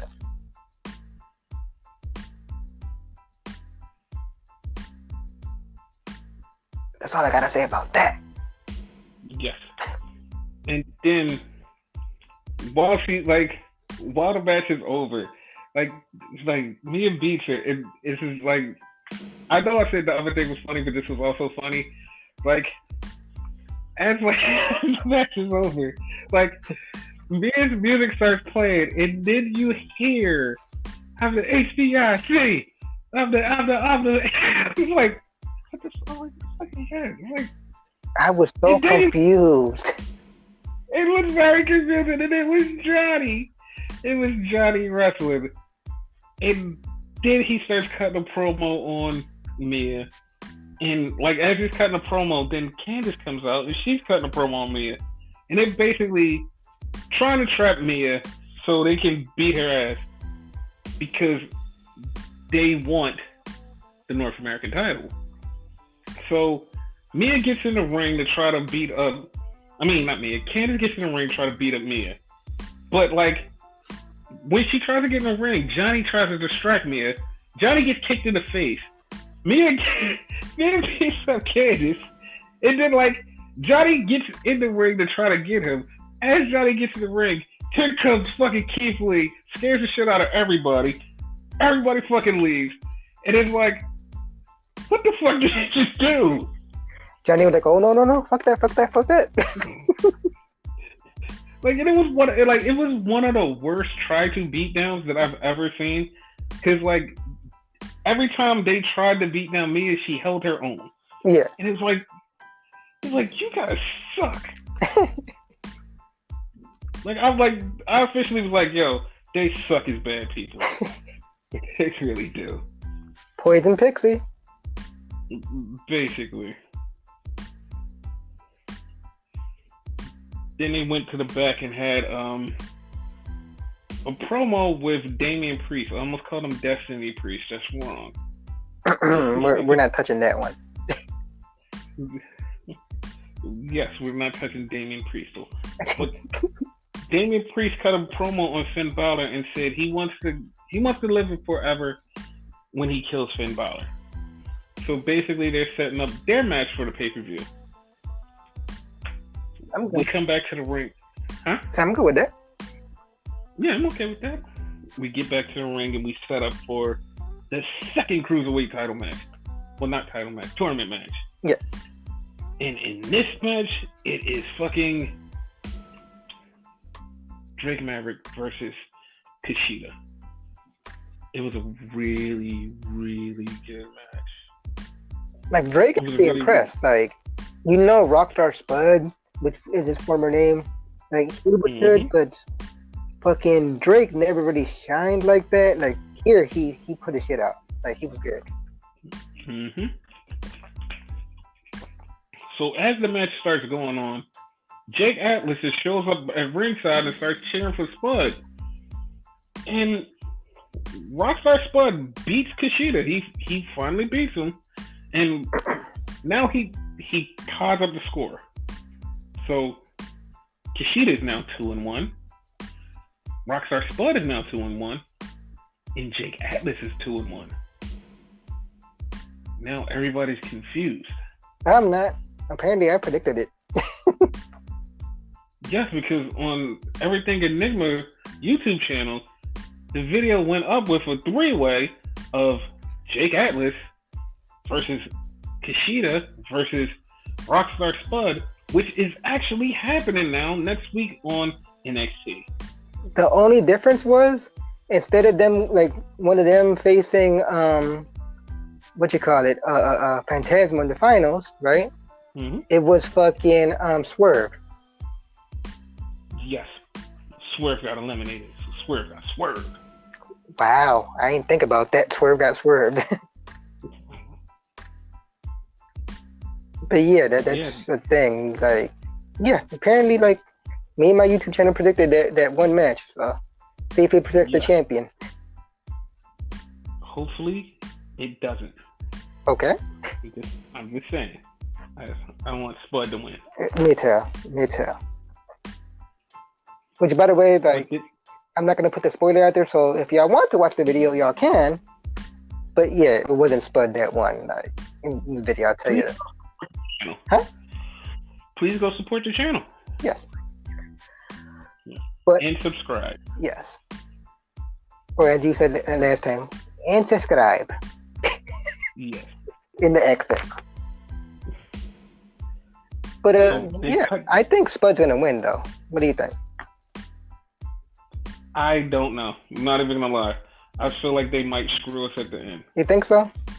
Yeah, like, I think it might come down to the wire and we might get screwed. Sorry. Like, do you think he's going to the finals at least? Yeah. I think he might go to the finals. Oh, okay. I know we got a lot of shows to go, but like, just a prediction for that, you know. Yeah. We could change it later too. So. Yeah. But yeah. Man, then it cut to the back and showed Keith Lee, who Keith Lee was like, "Yo, Johnny, if you want to get at me, you just get at me. Don't mess with my family. Like, you want me, you gotta come for me." So I think that's happening eventually. Probably at the pay-per-view. Yes. Also at the pay-per-view, we had Io Shirai versus Rhea Ripley for the #1 contendership. Now, this match was great until the end, where we reiterate what we said earlier in the show. Sometimes it's just a little too much Charlotte. Yes, Charlotte came out and Charlotte interfered in the match, causing both women the match, which turned the match into a draw. Well, secretly, we all know where that's gonna go. It's gonna wind up in a 3-way. Exactly. Yeah. And that means 3-way. Yes, and I'm calling it now. The winner of that 3-way is gonna be Io Shirai. Me too. I agree. Yeah. Because out of the 3, she's the only one that hasn't had it yet. If I'm not mistaken, that's true. That's true, right? She hasn't had it yet? Yeah, she hasn't. She hasn't had it yet. Okay. So yeah, that's that's NXT. Yay! America. NXT USA.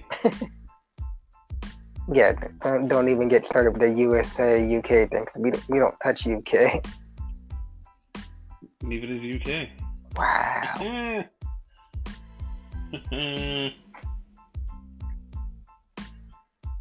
But yeah. Any wrestling news? No, but I can find some if you need some.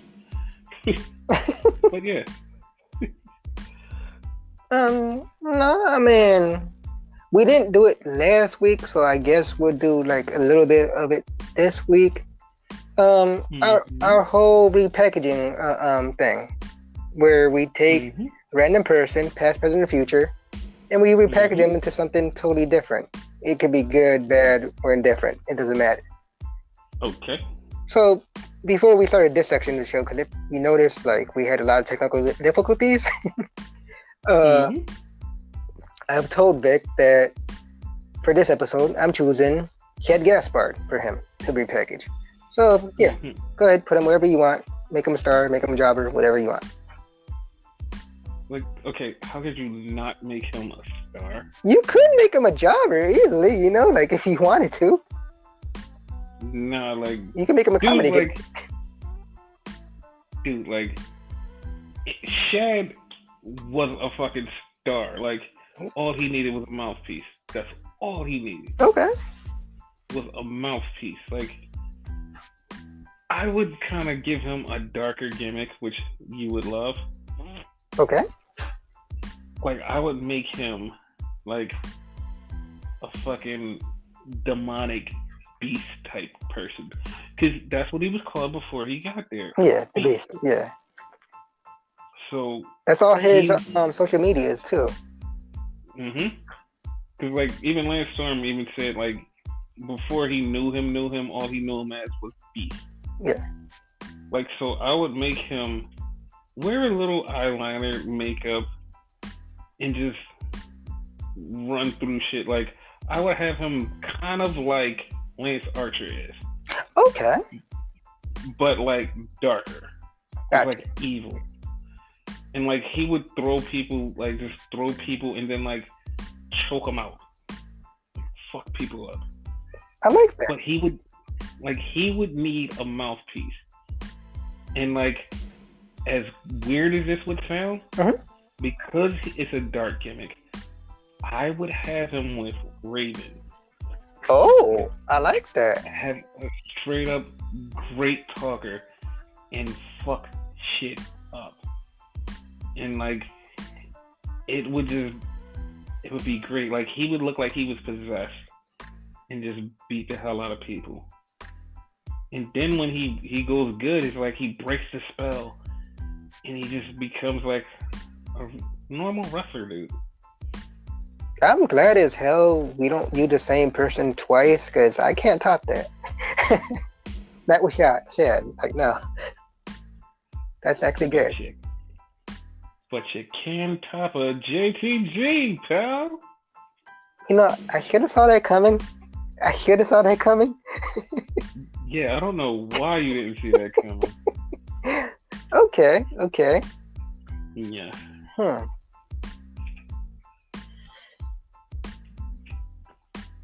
I would, in essence, give him the same gimmick he had. And by the gimmick he had, I'm talking about the one he had with Alicia Fox. Yes.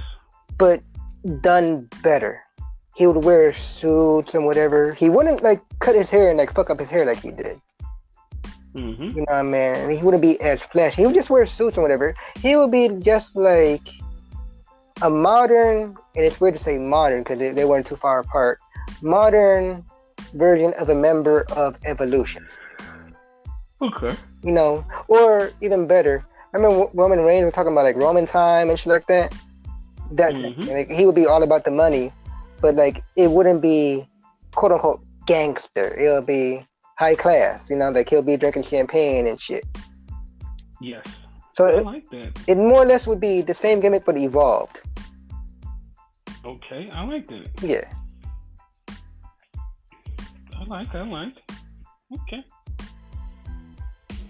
Okay. Like we both had easy ones, I guess. Yeah. I can't think of any other one. I just wanted to dedicate it to Shad this time. So Yeah. Well, we did a good job dedicating this whole pay-per-view to Shad. I mean, not pay-per-view, just podcast. God knows you're not paying for this. I mean, one day you might pay for it. You might try to get a Spotify premium to like listen to our content. That would help. Yeah. That would help. But yeah, you got any other news, notes, reviews? Nope. I got nothing. You can't have something. Except Corona. I